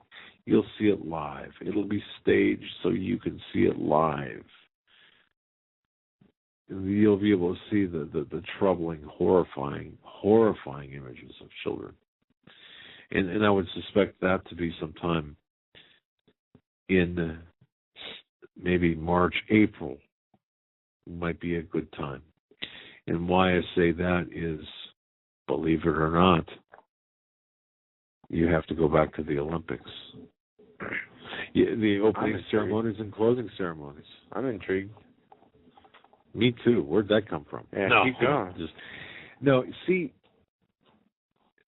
this is the thing, and if you listen to what Doc Marquis said, Doc Marquis got a lot of interesting information. Send him an email, folks. I mean, the guy is reachable. He's willing. I mean, the guy, you can talk to him or have a dialogue with him. Yeah, he's very personable. Yeah, and we want to have him on again. But if it's my understanding, I suppose, look at it this way, it's my understanding, just from based on what I've heard from people I trust and also from studying and research, that 2012, for example, it's not the end of anything. 2012 is the beginning of the Luciferian year, in the era of the Luciferian and Satanic agenda. That's the beginning, 2012 is. Their new year started the first part of April. And shortly thereafter, to celebrate the spring harvest, they have to have a sacrifice, if you will. And you might think, Doug, you're just licking those mushrooms underneath the pine trees again. But see, no, it's not. It's not. People don't look. It's not what we believe. It doesn't matter what we believe. It matters what they believe. Isn't that what we say about the Muslims too? About the Imam? It's not what we believe. It's what they believe. So there's going to be a sacrifice made, a blood sacrifice, a ritualistic sacrifice after or around that beginning of April period. So I think a couple of weeks on either side, and there's got to be a huge sacrifice. And so that's when I would put a chemical weapons attack in Syria that will start a regional conflict. And if you really want to kind of go into even this further, and this is something I have not prepared notes to do, but this is something I can mention. If you want to get into, when I say the Olympics, well, who hosted the Olympics? Great Britain did. London. Center of banking, London. The new center of power influence, London. Well, isn't the Illuminati, isn't that based on bloodline? Isn't that based on, on bloodline? And if that is based on bloodline, isn't that maybe we should be looking at what's going on in their bloodline? What is going on in their bloodline? Well, you've got the Queen, you got the Prince Charles, you've got Prince Henry and Prince William. What's going on with their bloodline? Can we even find out? Sure we can. It's in the papers. See, Prince William, his wife, Kate, is pregnant. When did that happen? Even more importantly, when is she due? And if as crazy as this sounds, and I'm no Doc Marquis, believe me, I'm far from it, and I'm no Gary Bell. I would urge everyone, by the way, to listen to, if you have the opportunity, AM 640 Toronto, Gary Bell. his program's called A View from Space. It's 3.5 hours every Saturday night from 8 to 11:30. What a fascinating program. What a fascinating program. And he talks about this stuff. He's so far ahead of this stuff. I'll tell you what, I'll never catch up. But the fact of the matter is, it's about bloodline, the real power behind the people of the world. And so if you think about it, the global wars, is ritualistic, sacrificial type things. And I was surprised, Joe, today. Did you hear me talk to Alex about the satanic and Luciferian, the witchcraft of Hillary Clinton? Yes. I was really surprised. Folks, I don't know whether, I don't know how you catch or get the overdrive thing on Alex Jones. I don't know if you have to get members. It's part of the podcast. You can get the free podcast. But it really surprised me. And you can believe this, or you can choose to believe it or choose not to believe it.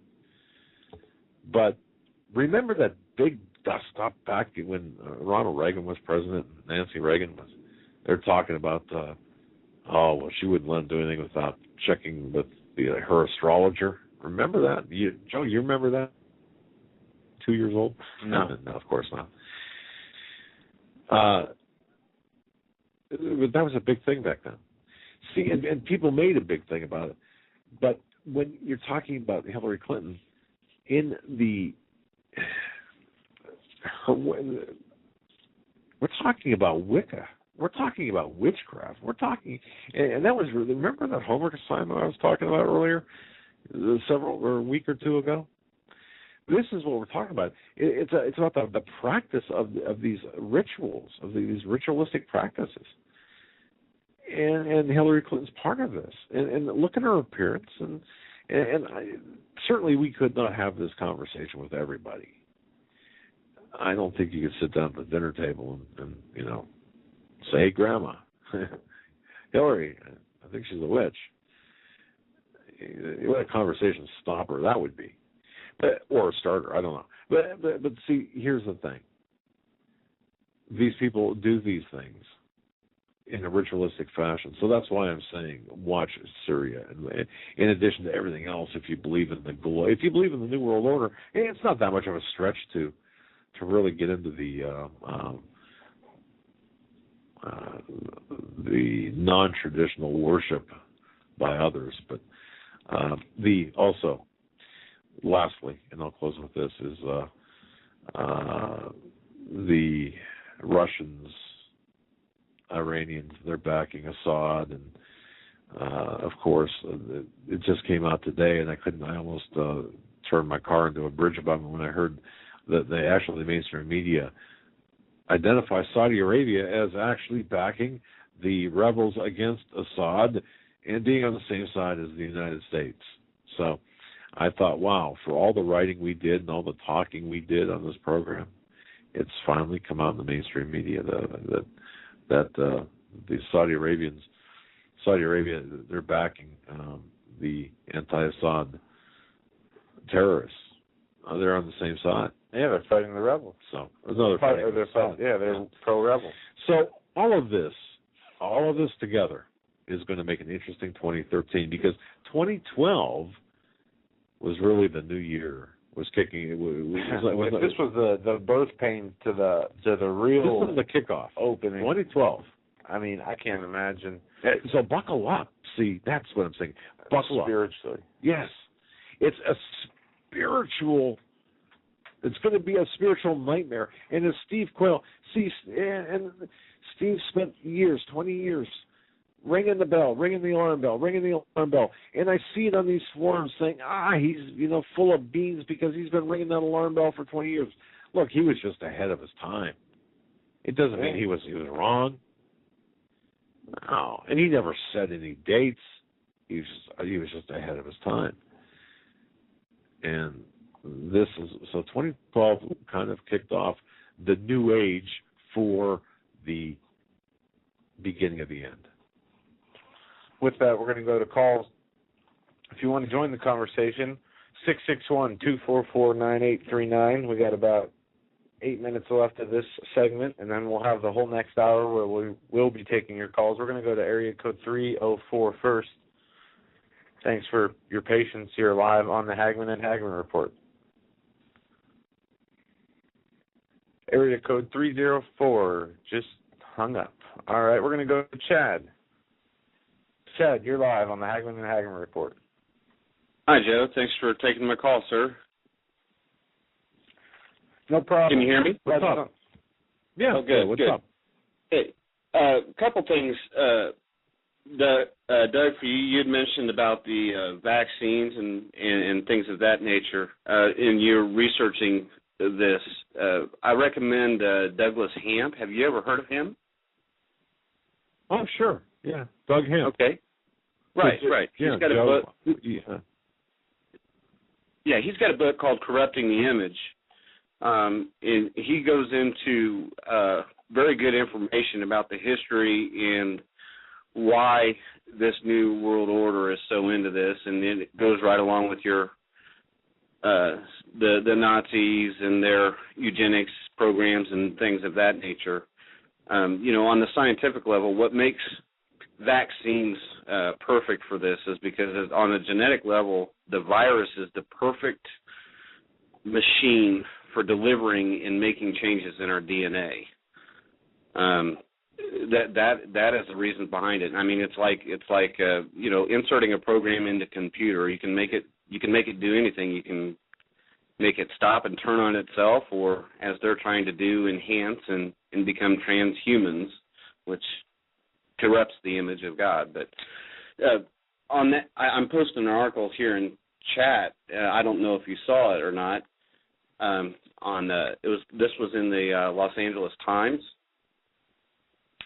It says DARPA is working on vaccines for troops. Now, this is the same DARPA that developed the technology for the latest stealth fighters, the F-22. You're talking about technological advances, and now DARPA. I mean, that's their thing, scientific. Why would they suddenly be interested in vaccines for troops? Well, they only publish what they're already doing. Yeah, exactly. Now, what's your thought on why they would be interested now in doing that? Why are they interested now is because more people are becoming knowledgeable for it. I mean, they got to provide a front for those who are still asleep. They've got to put a positive spin on it. They've got to, it's for the people who are asleep. I mean, the people who are wise to it, they'll see it for what it is.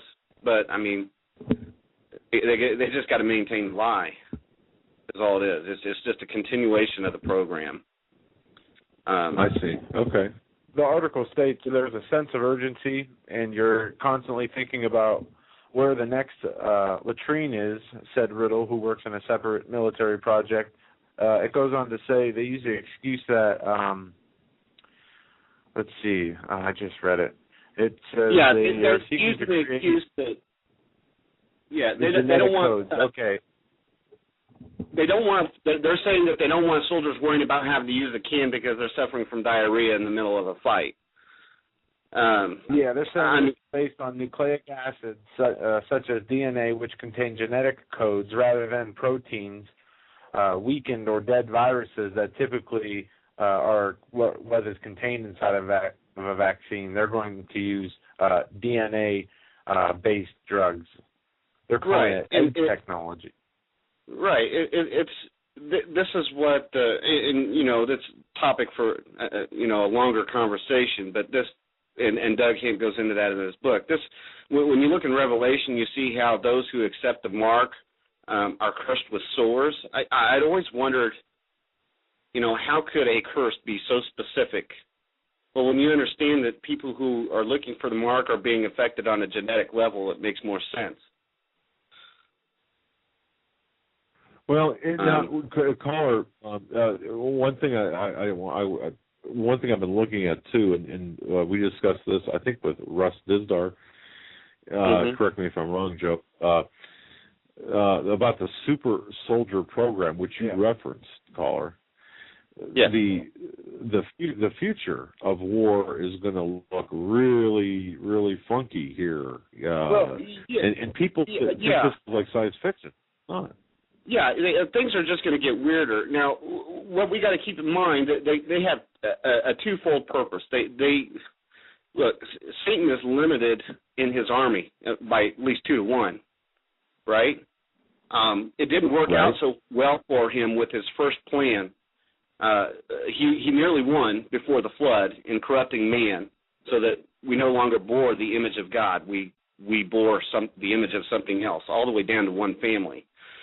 But the curse that was placed on those angels that happened, you can look at Enoch and do your own research on this. Rob Skiba has a lot of information on this.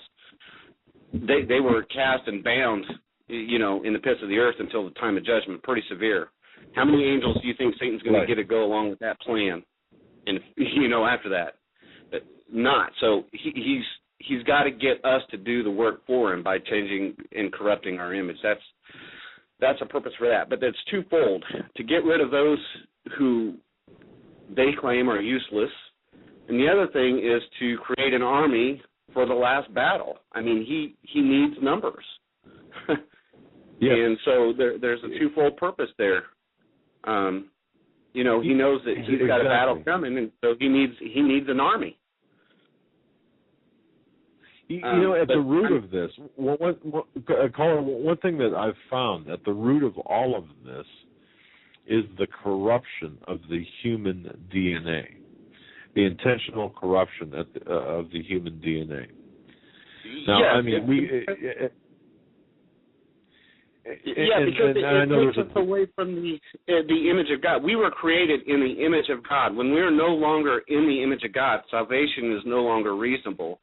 When you look in the reason for God sending Israel to destroy every man, woman, and child and animal in the land of Canaan, it understands God is not a cruel God. A lot of people get turned off by God and say, how can such a cruel God do this? But when you understand that they were corrupt on a genetic level, they were no longer in the image that they were made, no longer salvageable, then it makes perfect sense.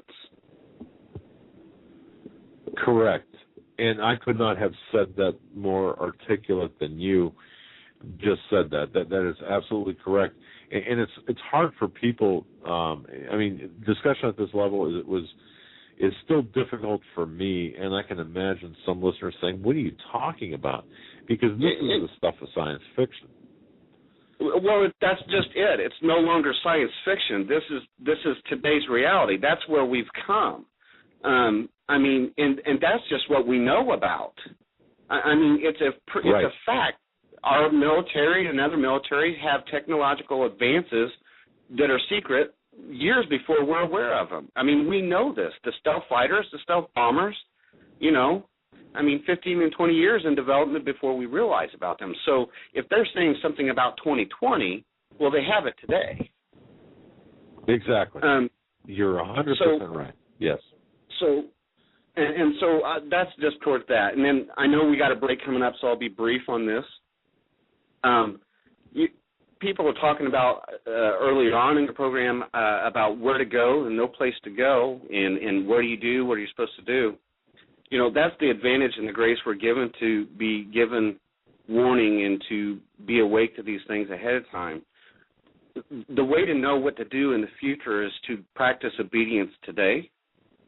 If we would just practice listening to every whim of the Holy Spirit today, at every moment, regardless of how silly it may seem to us, that means suffering consequences for confessing wrongs and accepting them as a righteous judgment, accepting that your sin needs to be judged, to be in agreement with God, and then just practice obedience on a moment-to-moment basis. When you do that today, you learn to hear his voice. And when you learn to hear his voice, then there's no longer a worry of where you need to go when the time comes. You'll know his voice and you'll hear him, because you will be in that practice of obedience. So I could not we want to know better. So if we want to know where we should run tomorrow, practice walking today, and you'll be fine. With that, I'll let you go because I know we're at the top of the hour. Thank you. God bless you, Chad. I really appreciate the call and the insight. Very eloquent. Yeah. Very eloquent. And folks, I hope you were able to hear Chad say what he said. I know the connection was a little bit rocky there with the delay, but folks, listening to the Hagmann and Hagmann Report on the final show of the year, on our final hour of the final show of the year, and we're taking nothing but your phone call, 661-244-9839. Anything you'd like to talk about. We'll be right back after these short messages. If you're stumped, you don't know what kind of gift to give to a friend or a loved one, I'm telling you, you must go to 4physics.com. That's the numeral 4, PHYSICS.com. This is your one-stop shopping palace. That's the only way I can put it. I could spend easily an hour on this website. Innovative, fun, educational. There are games, books, weather instruments, unique time-telling devices, jewelry, optical devices, laboratory equipment. Let me give you an example. We all know we can tell time with a sundial. You've seen those advertised. Did you know that you could tell time by the stars? At 4physics.com, you can buy a horologium nocturnum. This was a navigational device used in the 15th century by navigators at night to tell time by the stars. It's beautifully crafted in the shape of a pendant made of bronze and pewter or gold and silver. Absolutely a stunning gift. I would be proud to give it to anyone. You must go to 4physics.com. Even if you're not stumped, that's 4physics. That's the numeral 4, PHYSICS.com. It's your one-stop shopping palace. Any problems that you have, I don't know what to get Grandpa, I don't know what to get my loved one, that's unique, you will find it at 4physics.com. Please take my word for it. Go to the website, but give yourself a lot of time because you're not going to want to leave. 4physics.com. You better wake up fast and listen to this, America. The Obama campaign has launched attack squads disguised as truth teams dedicated to intimidating and silencing all political dissent carried over the internet that criticizes the Marxist Obama. Truth Squad specifically focused on covering up Obama's endless trail of lies, corruption, and subversion, and using the Gestapo power of our own government to police and censor the internet and shut down websites that dare to carry the real truth about Obama's Marxist coup. Remember the names of these Gestapo-style agencies at work right there in your neighborhood. KeepingHisWord.com, KeepingGOPHonest.com, and AttackWatch.com.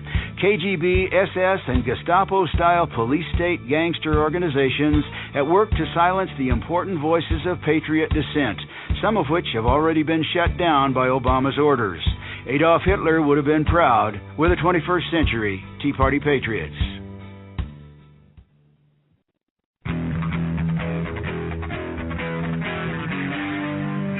Doug Hagmann. One guy that doesn't need a bullhorn to get your attention. You want answers! I want the truth! You can't handle the truth!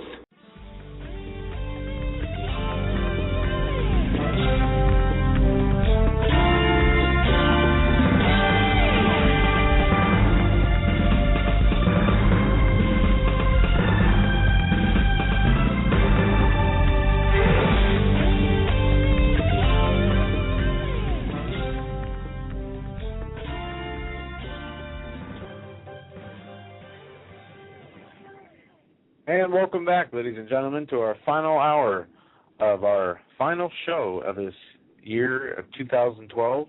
At the beginning of the show, if you've joined us late, we announced we are going to take the weekend off and then New Year's Eve and New Year's Day, giving us 4 days of time to revamp, get ourselves reorganized, we can relaunch twice as hard as we ended this year. And it's not going to be the 31st and 1st are going to be work days, but it's just not going to be on the air. Now, if something does break, we will, in fact, have a show, but when I say something breaking, something of significance beyond that, hey, I think we did pretty well this year, going 5 days a week, sometimes 6 days a week with our special programs. So it was pretty good. And we want to thank each and every one of you for your support, prayers, talking about the program. Received a nice email from some people in Australia today. I got to tell you, we're reaching all over the globe, and for that, thank you.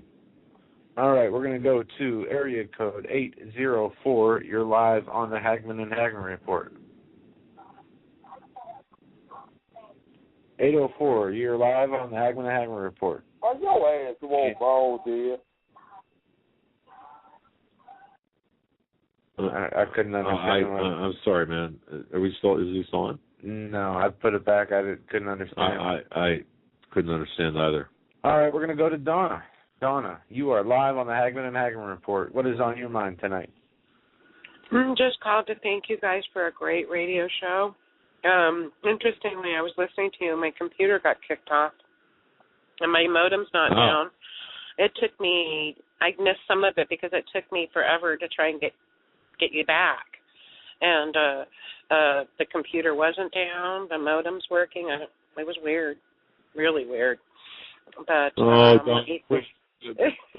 please, and then folks, please don't send us bills in case your computer's frying.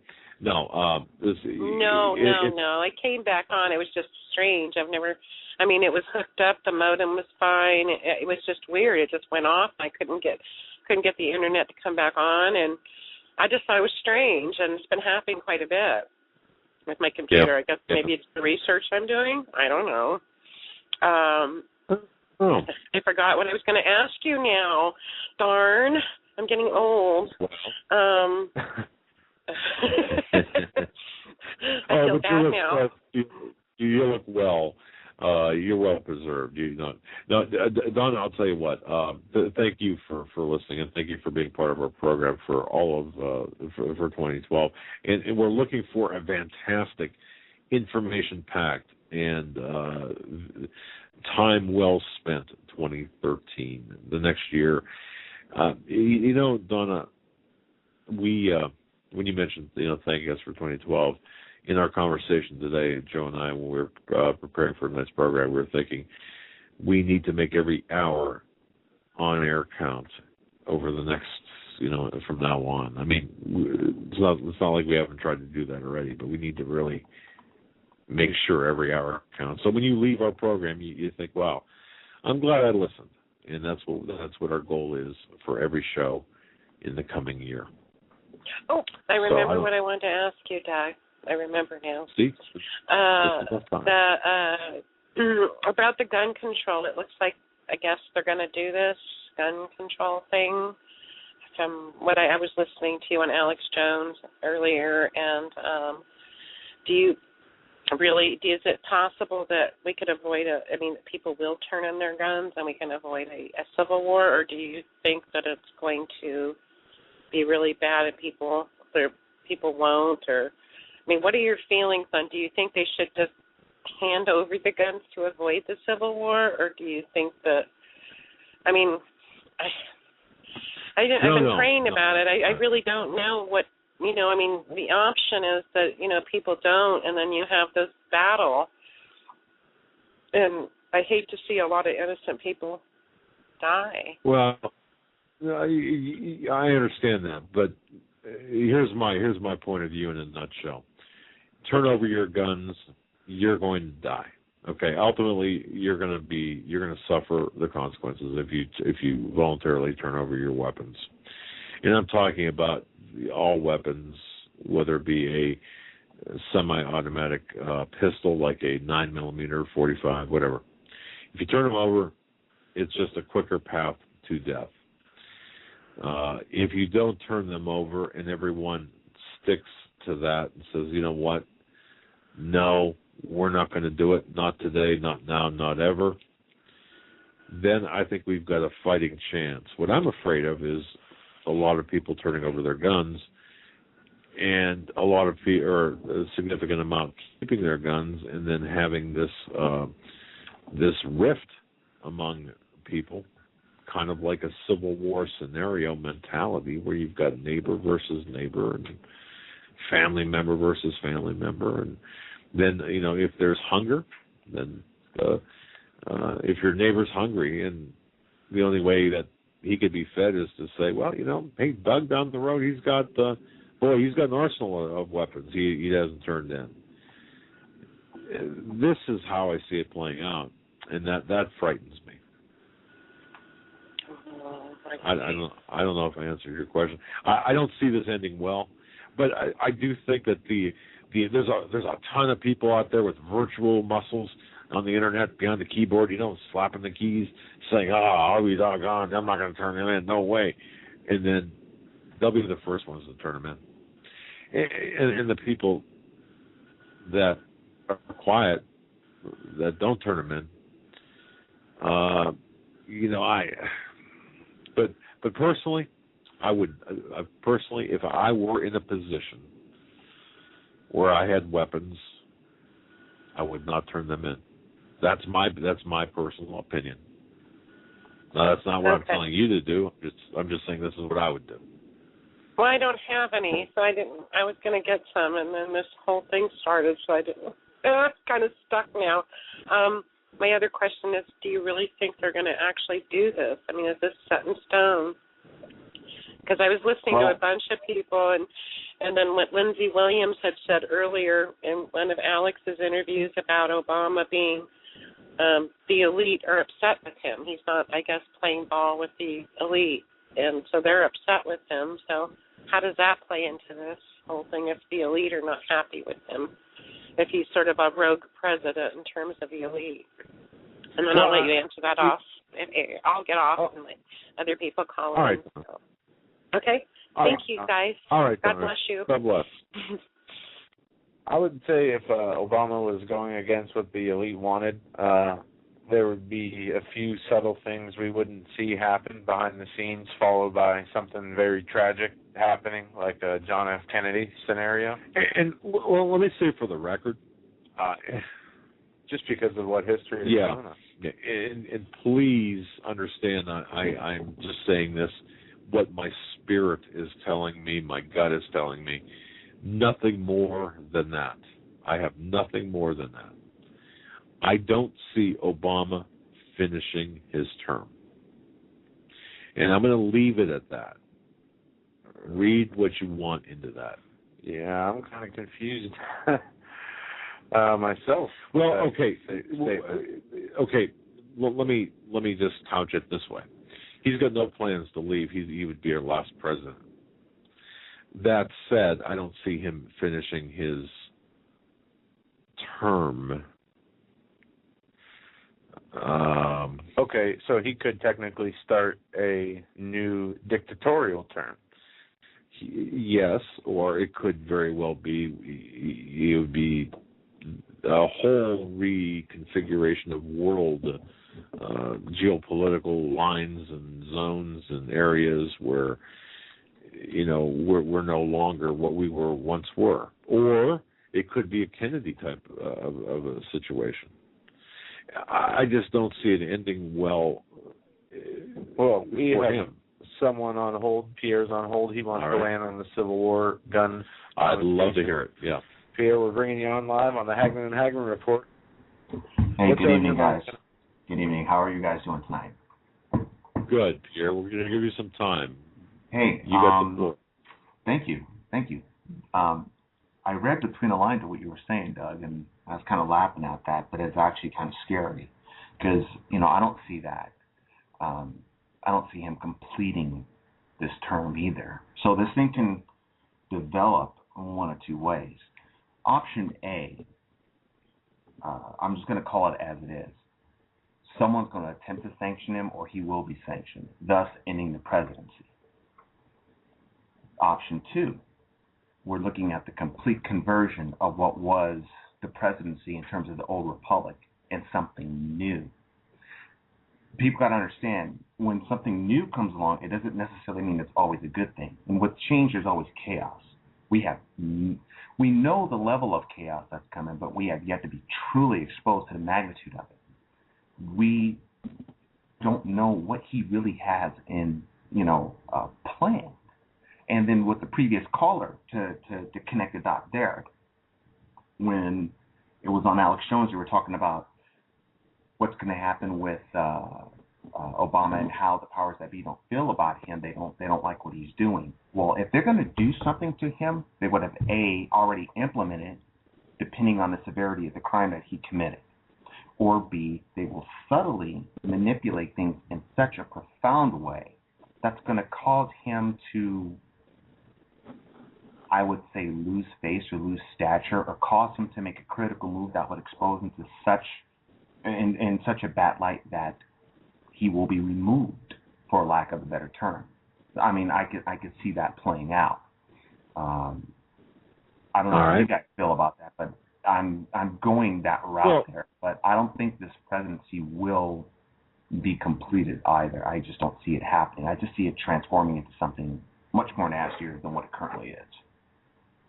And people might say, well, geez, you're contradicting yourself, and kind of have the old head tilt, glazed look in their eyes. What I'm saying is, I think America has seen the last of the office of the presidency. I think that we're going to be transformed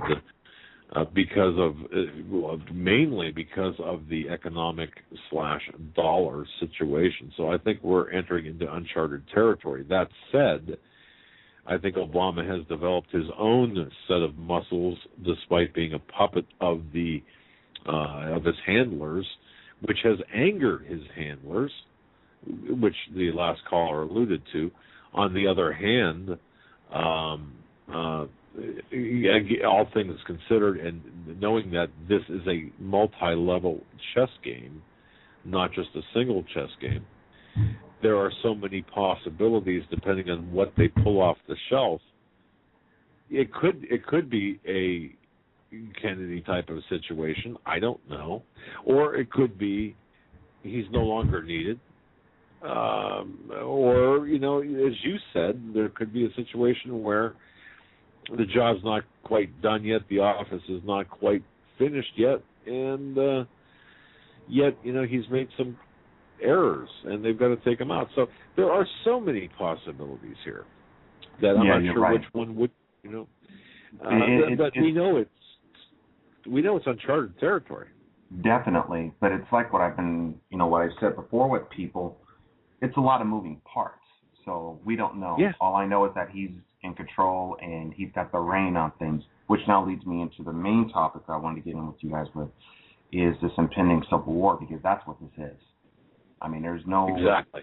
You can't color this. Anyone who's in a chat room and anyone who's listening abroad in a nation or outside of CONUS knows this thing has gone way beyond the point of no return. That freight train is rolling. You know what, Pierre? I just real quick, and then I'll shut up. But real quick, I've gotten emails from Germany. I've gotten emails from England. I've gotten emails from France and New Zealand, Australia, and numerous ones from Canada. And they're all from an outside looking in position, saying, "You guys know,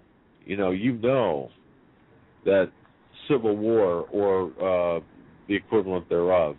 I'm collectively paraphrasing all of the emails. That's what is about to take place in your country. They know more about what's going on in our country from the outside looking in position than we do. And I find that very interesting. It is interesting because ignorance is bliss, and we're only fed what we know through mainstream media, and most people who watch that. I mean, everything's all controlled. Unless you actually think outside the box, you have an inclination for that, or you're really into investigating what's really going on. 9 times out of 10, most people aren't going to really see that. And I could bet you dollars to dimes those people who wrote to you on that are equally afraid too, because they know that and I don't want to make it sound like this, but it is what it is. America falls and the Constitution gets dissolved. Everything we know, not only in this country but in the free world, will go the way of the dinosaur in a very bad way. We are it. And everyone needs to understand this. America, and America, not only the land, but America, the people, more than anything else, is it. We are all that stands between what once was and what could be again in terms of something really good and bright, to the evil and the darkness that's to come. And so far, a lot of people aren't stepping up. Yeah, people are waking up and gun sales are going through the roof, but it's not helping anything. I mean, yeah, you can prep, you can do whatever you want. Now, last time I was on a show talking, I talked to people about the arts of modern warfare, and these guys will play for keeps. And all of you out there who are listening, who are wondering when a time's going to come, I told you and advised you need to pray and ask for discernment. Either you're going to move out and do what you got to do, or you're going to wind up fighting. You might wind up getting captured. You might wind up getting terminated. The point I'm trying to make here is don't lose your heads when this thing goes down. Yeah. Don't lose your heads. You gotta keep it straight. You gotta stay locked on. And if you don't, you're gonna become a statistic really, really quick. You're gonna have to think how to outwit these individuals. Look what they're doing now in Los Angeles, and it was on Drudge. People were turning in their weapons for groceries. For real? Groceries? Yeah, I saw Los Angeles. LAPD officer. Did you see the picture of the LAPD officer who had a, I think that was either an AR-15 or an M4, and it was turned in? And I looked at that, I'm like, are you for real? These people are turning in all this stuff just for a bag of groceries. Now, mind you, no criminal prosecution or any of that stuff is going down unless anyone wrote their name down or whatever. I'm sure they probably did to get the, quote, groceries. But and don't forget about the gift cards. The gift cards and flu shots they were swapping for guns. People, if you're hearing my voice and you're hearing the Hagman's voice, you hear Alex Jones, you hear Steve Cole, you hear Greg Evenson, you hear Hawk and the countless others, wake up. You have to stop this. If you're considering turning your weapons in for food, you've already lost, because it's already now in your mind that you had the doubt. They're planting the doubt in your head. Once that doubt festers, either one or two things will happen. Either you're going to pull it out, folks, like you would do a dandelion in a field of roses and be done with it, or it's just going to take over. And you don't want to do this. You don't want to do this. And already the enemy's plans are working. We're seeing it happening. How do you counter it? We're doing what we're doing right now. We're talking about it. We're trying to educate people as best we can. And for those countries out there who have lost their rights, I feel sorry for you all. I can only imagine the mess that's going to come to you guys when America gets crapped on. It's just going to be this massive domino effect. We could put an end to this if we really wanted to. But I'm of the opinion, based on what your DHS insider had said to you, Doug, based on the intel I remember getting back in the day, either way, and especially from John Moore, someone within the enemy ranks is going to ensure that this thing goes down. They're going to ensure it. So It's going to be a false flag. I'm pretty much sure it's going to be a false flag. And when it does go down, yeah, it's going to be a shooting. There's going to be more bloodshed, and enough is enough, and this and this and this. And then it's going to come down to the point then, folks, it's going to be brass tacks. Either you stand up for what is right, you stand up for the Lord, you stand up for your family, you stand up for what this Constitution's for, or you give in to the enemy. There's not going to be a middle ground. You guys have to pick a side. You're going to have to draw the line. And the question I would ask anyone in the chat room, to anyone who's listening right now, where do you stand? For real. Has anyone really thought about this? For real. I don't mean to be insulting to anyone. Pierre, that is so important. Think now so you don't panic later.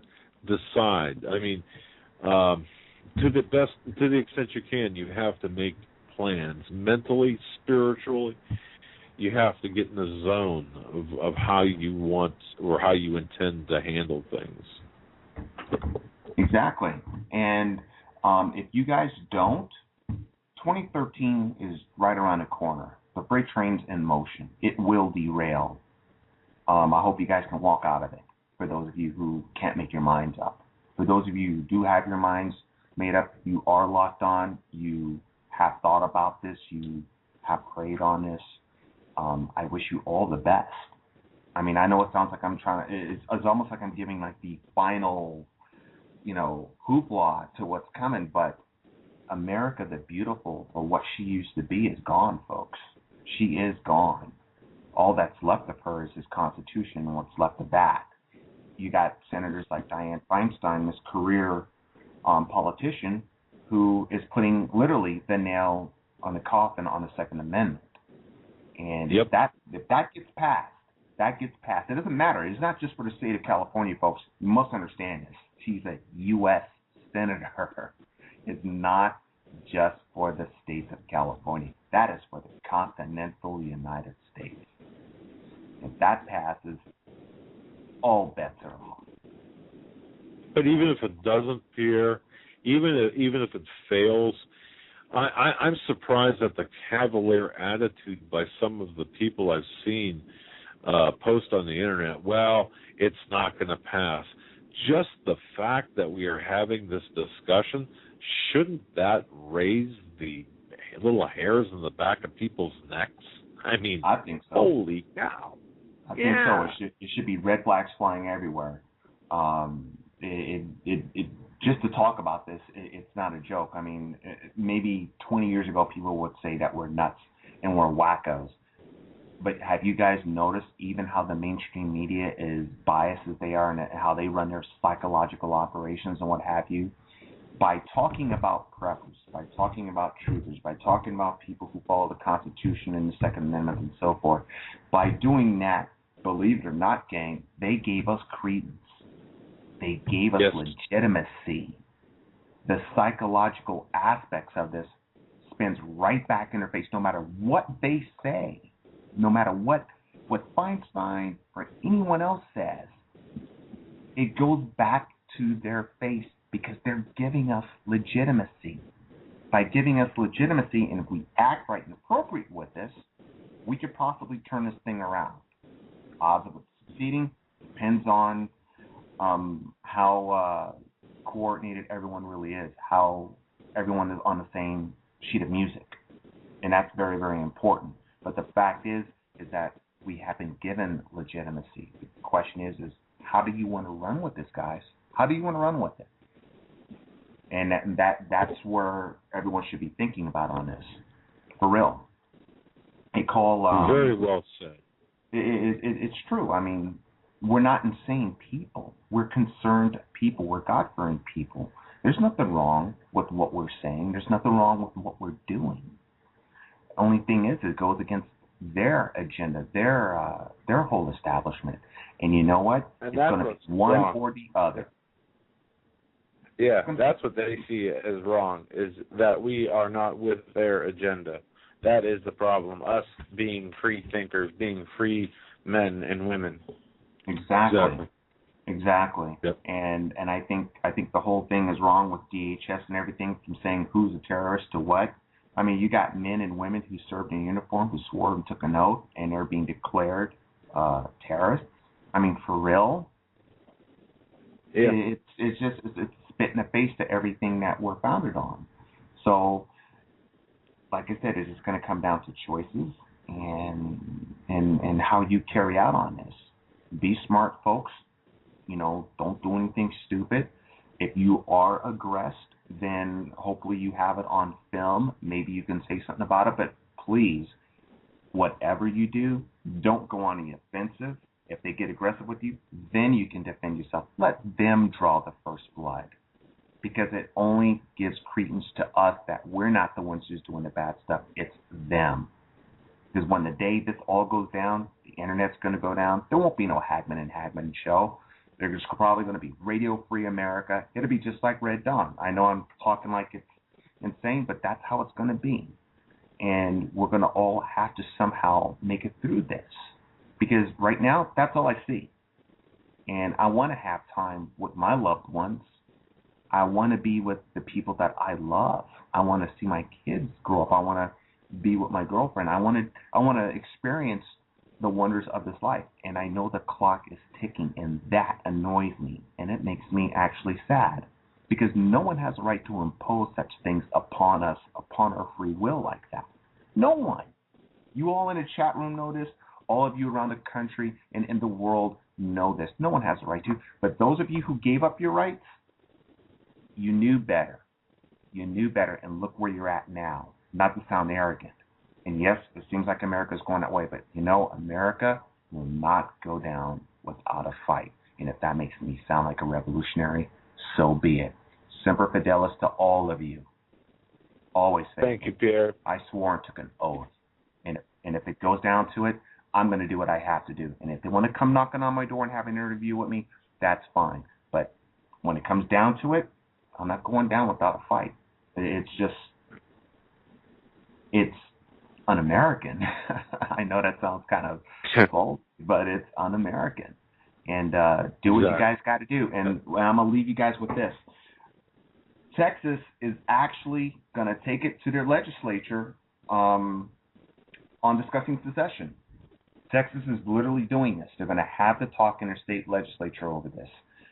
If that goes down, and Texas does vote for secession, go figure, folks. Yeah. You know where that's going to go. Yeah. And for all of you who live in that region, start looking at military ground movements around your state. If you start seeing anything that's odd that's going on, shout it out. Because I guarantee you. That's a good point. Yeah, because if they're talking about it, and they will, you can bet dollars to dime, National Command Authority will not permit the state of Texas or any other state to secede peacefully. They will not permit it. That's all I got to say on the matter, guys. Thank you, Peter. God bless you, my friend. As always, as articulate. I look forward to. Thank you, Doug. I look forward to being on your show again next year. Hopefully, we'll see how this thing rolls, because 2013 is only 3 days away. Yeah. Yes, and we will be back. And I'll tell you what. All I can say is this: even in the worst of times, I do feel that we've got the ways to broadcast and the ways for you to hear. So let's hope that if and when that day comes, that we'll still be able to communicate and talk. But I don't believe that to be in the near term, at least not yet. So, Peter, thank you, my friend. God bless. God bless you both. You all take care. All right, man. All right. That was a great call. We're going to continue with calls. Moving on, we are going to go to Carrie. Carrie, you're live on the Hagmann and Hagmann Report. What's on your mind tonight? Good evening, gentlemen. How are you? Very well. And you? How are you, Carrie? I'm doing great. What a blessing the callers have been. Such great information we've heard tonight, and from you guys and from the chat room. It's a very enriching show, and you know, we should not be comfortable in the world's exclusion of God. And I know for myself that causes me such a great deal of discomfort. The blessing, besides you two, that I've received from the Hagmann and Hagmann Report is I've made a very wonderful friend in the room, and she knows who she is. I'm not going to mention any names, but, you know, she has shown me that if we can't back it up with Scripture, then we better be careful what we say and do. And over the summer, I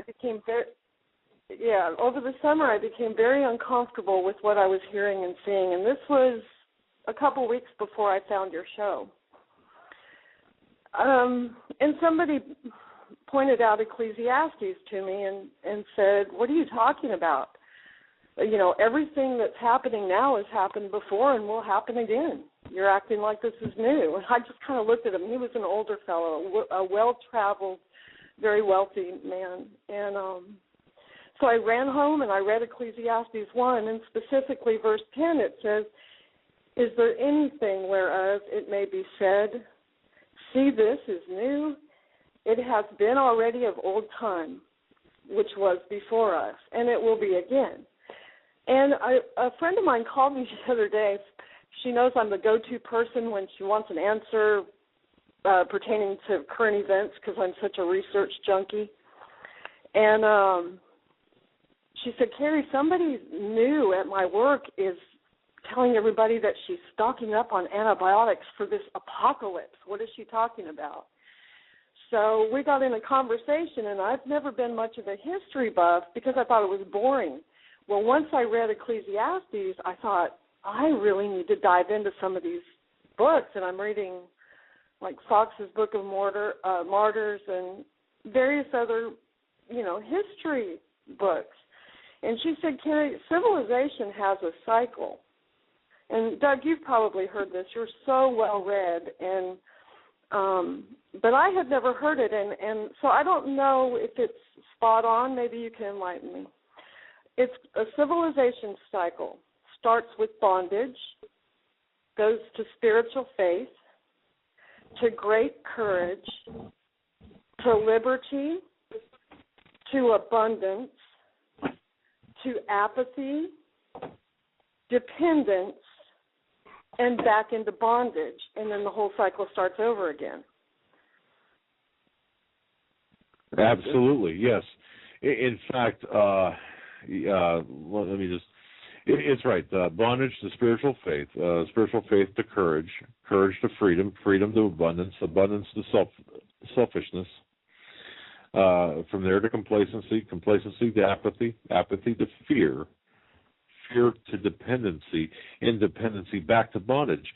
And in 1946, or I think that was in 1943, when at the Waldorf Astoria, there was a talk given by, let's see, I'm just trying to think who this is. Okay, I don't have it right in front of me, but that goes back to Alexander Tyler, back in the late 1700s, early 1800s, regarding his study of the Republic of Athenia, I believe. Does that sound about right? I'm not sure what you're referring to because I probably haven't read about it yet. The fatal sequence, the sequence that you just described, yes, is called, yes. Okay, that's called the fatal sequence, and that goes back to a history professor, Alexander Tyler, and I think he was back in the late 1700s, early 1800s, regarding the Athenian Republic, which okay, that's where that cycle comes from, that fatal sequence, if you will, of civilizations. But that does not necessarily have to be written in stone, especially because of the 8-step sequence doesn't have to be written in stone. In other words, I don't see the direct connect between, we'll say, the stocking of antibiotics with the 8-step fatal sequence as discussed just now. But that said, right. Well, go ahead. Go ahead. Well, no, go ahead, Doug. I'm sorry. No, it's this fatal sequence. People have to understand that there's always a way to break that cycle, I believe. And our present economic problems are the progressive, elitist type, I don't know what you'd call it, that mentality, I suppose. We can break this fatal sequence. But where are we right now in 2012?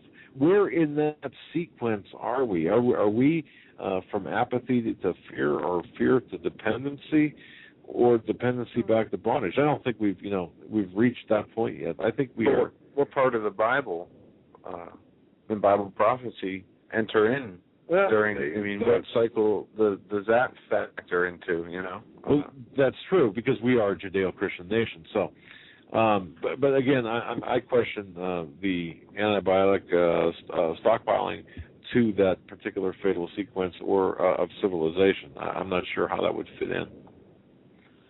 Right. Well, you know, I think we had a lot of abundance in the 70s, 80s. I met my husband in 85, and he was, you know, big on apathy, and I was nothing but a, you know, hippie child with a flower in my hair, knowing everything was good and joyous. And he explained apathy, and I said, "Oh, you've got it all wrong. There's no such thing." I mean, I really went around with rose-colored glasses, but I don't know. I kind of feel like we've got, you know, if we had three legs, one in apathy, one in fear, and one in dependence, and that, you know, the whole government reliance, the dependence on the government for stuff, it's a perfect key to the door of bondage. I don't understand why people are so reliant on it. I mean, I understand there's times when you have hardship and you have to, but to me, that's a deal breaker right there. Well, you sound. I mean, do you remember? Are you old enough to remember Dr. Spock on television? Yes. Dr. Okay, the Dr. Spock, that generation. I mean, that brought in the love thyself, the me generation, the instant gratification stuff. You know, that's what that was all about. And that, of course, was what, in the mid '60s, I think, perhaps. Mm-hmm. You know, so. You know, we can. I think what I'm saying is I think we can see where we're at within this cycle of life or of existence, and I can see. And Joe mentioned something important too, the biblical influence. Even though you're talking about some historical cycle, I don't think the biblical influence has been applied to this, even though it has some merit in its history. So I just wish we'd move all back to spiritual faith worldwide. That would be awesome, and it will be soon. I hope. That would be, yeah. Yeah, exactly. All right, guys. Thank you so much for taking my call, and have a wonderful, restful weekend. And Joe, you are so spot on with what you share with us spiritually. I want to thank you for that. You mentioned earlier, well, both of you did, about putting yourselves out there, and Proverbs 16:3 keeps coming to mind. Commit to the Lord whatever you do, and He will establish your plans. Oh, well said. Thank you so much. And Joe's been a beacon for me. I got to tell you, it's great when a father can learn from a son in that respect. So I'm very proud there. So thank you so much. All right. Have a great weekend. Right. You too. Yeah, it is amazing when you get to work together with family and do something like this that's real special and is making a difference and has that impact. It's a very rare opportunity. You know, and I don't know, folks. I don't know if there are any. Not that it really matters, but I don't know if there are any other like father-son. I know there's husband and wife teams that work on radio together. But I'm not sure about father and son, and I'm not sure about father-son investigator teams that work together by profession. So yeah, something different. All right, let's move on to the phone lines here. Area code 903. We're coming to you. You are live on the Hagmann and Hagmann Report. Well, how y'all doing this evening? I've been listening to y'all for quite a while, and I thought maybe about 3 weeks ago you got off talking about oil and gas. I kind of have a unique perspective because I own a couple of oil and gas wells, and I work in the oil field industry out here in West Texas. So you had called for a couple of predictions. I'm going to make two predictions for y'all. I think we're going to see $125 a barrel on oil. And I think that this year it's going to come out that we have been energy independent for about a year now. And I think it's going to become mainstream that we're energy independent in this country. We are now exporting a lot of this oil out of West Texas. It's going elsewhere. Thought I'd toss that in there at you. Well, let me ask you a question. We might be exporting the oil, but are we not exporting it because we don't have the refinery capabilities? The refinery capability has been an issue for quite a while. No, yes and no. A lot of the oil is being refined in Canada and Mexico because of the less stringent environmental rules, and then it's sent back to us. But we're exporting a lot of oil to China. We're exporting a lot of oil to Japan. We're exporting oil to Europe. Natural gas right now out here in West Texas, there's so much of it because it's kind of a waste product of the drilling industry that we're actually just flaring it. You drive through West Texas out here, and all of these oil wells, every one of them has what's called a matchstick. It's a big propane torch, and they're just burning the natural gas off. So I'm going to make those two predictions. I'd bet you a paycheck on it that both of them are going to come true this year. Well, what do you mean by energy independent, though, specifically, if I can ask? Like they'll make the announcement that we are exporting more oil than we're importing. Okay. All right. And just to clarify, there's questions of people in the chat room. They didn't get if you said $125 a barrel or 25. 125. 125. We're going to see 125 a barrel this year. It wouldn't surprise me. I'm being kind of conservative on it. It wouldn't surprise me if we see $1.50 or 150 a barrel on oil. But I'm. What would that do to our? What would that do to our gas prices? Well, right now we're looking at out here in West Texas we're looking at about $3 a gallon. So we're looking at 35 a barrel increase. We're looking probably close to $3.75 a gallon. Be my guess. We're about $3.50 here where we are. So it's like $3.48. Yeah, and the price is like $91, $92 a barrel. Last time gas was this high, the price of a barrel was like $130. Yeah, something like that. And I don't understand. Why the price of gas is so much, refined gas is so much higher now with the price of oil that low, seeing as how the prices were this high when the price of a barrel of oil were much higher, 4 years ago, 3 years ago. A lot of that is, number one, the devaluation of the dollar. Oil is a real complicated, real manipulated product. It's one of these things that it's a commodity and it's manipulated by traders and the government manipulates the daylights out of it. They can dump the strategic mineral reserve onto the open market and drive the price down. They can suck up oil and put it in the strategic mineral reserve, and it goes back up. And it's really complicated. There's so many forces in this world that want to drive the price up, and there's so many forces in this world that want to drive that price down. And it's so if I knew what these people were doing, I'd get in the commodities market and buy futures. But I can't predict what these people are doing day to day. Again, a lot of it goes back to the devaluation of the dollar. Currently, well, I say currently, but traditionally or historically, all oil is traded in U.S. dollars. And very recently, we've had a couple of things happen that have changed that. We see that India and China and Russia is a huge oil producer, have now signed agreements stating that they will trade oil in local currency. That further devalues the dollar, driving that price of the oil back up even higher. And as we print more and more money, there's more and more greenbacks out there available, and that drives up the price of the oil price of the barrels of oil. And I firmly believe that as our dollar continues to slide, that we are going to see large increases in the cost of specifically oil. I'd like to see natural gas go up because I have a natural gas well, but specifically oil, we're going to see those prices really start to, shoot through the roof.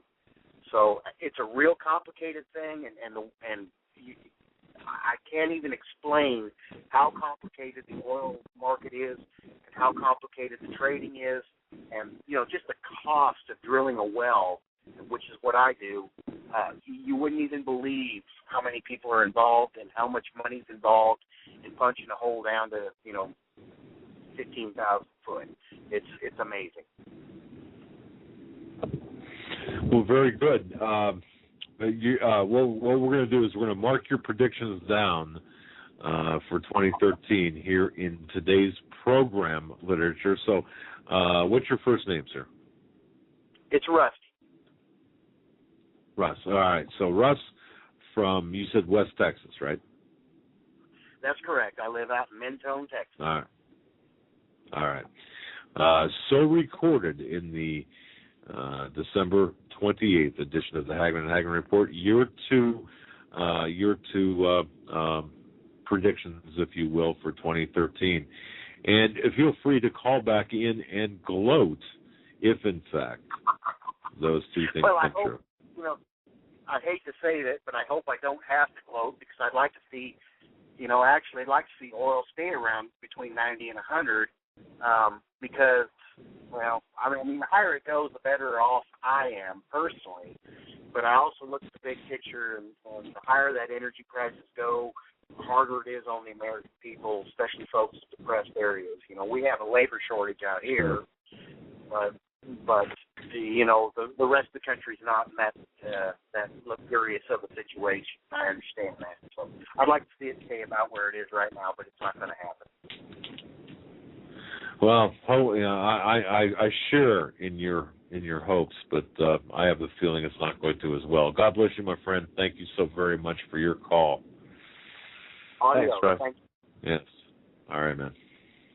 Wow, we have a few minutes left of the show. Actually, it went very quickly. I just want to, once again, in the closing moments of our program here, the minutes we have left, I just want to let everyone know what I believe and what Joe believes, and I can speak for him in this case.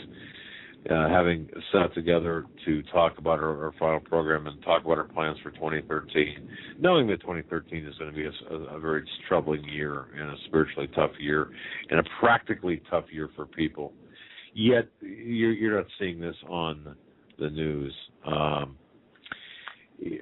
just want to say that it's our commitment to you, the listener, that we will do everything in our power to make the show better than it was in 2012, to be more, to do more in terms of research, as much as we can, to bring a better product to you, even though I got to tell you, I don't think we have a bad product.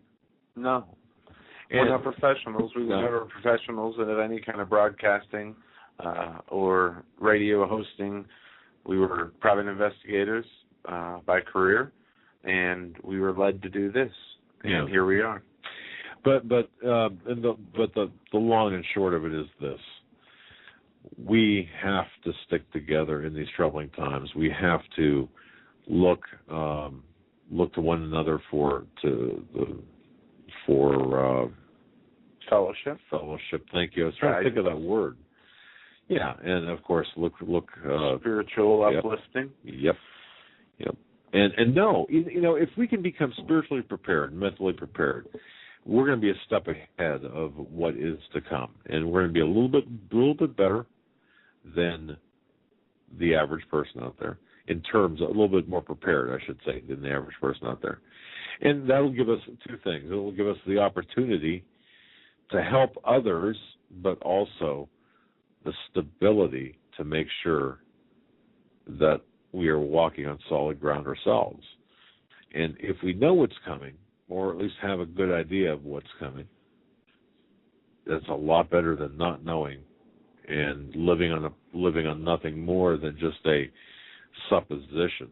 And for all that we do, or for all that you do in terms of, for all that you've helped us with, your your prayers, your support, your everything. We thank you. Letters. Oh, God bless you. Thank you so much for everything you've done for us in 2012. And if we could just at least be what we need to be for you in 2013, that's what we want to be. And we're not going anywhere. We're digging in. We're doubling down. We're tripling down.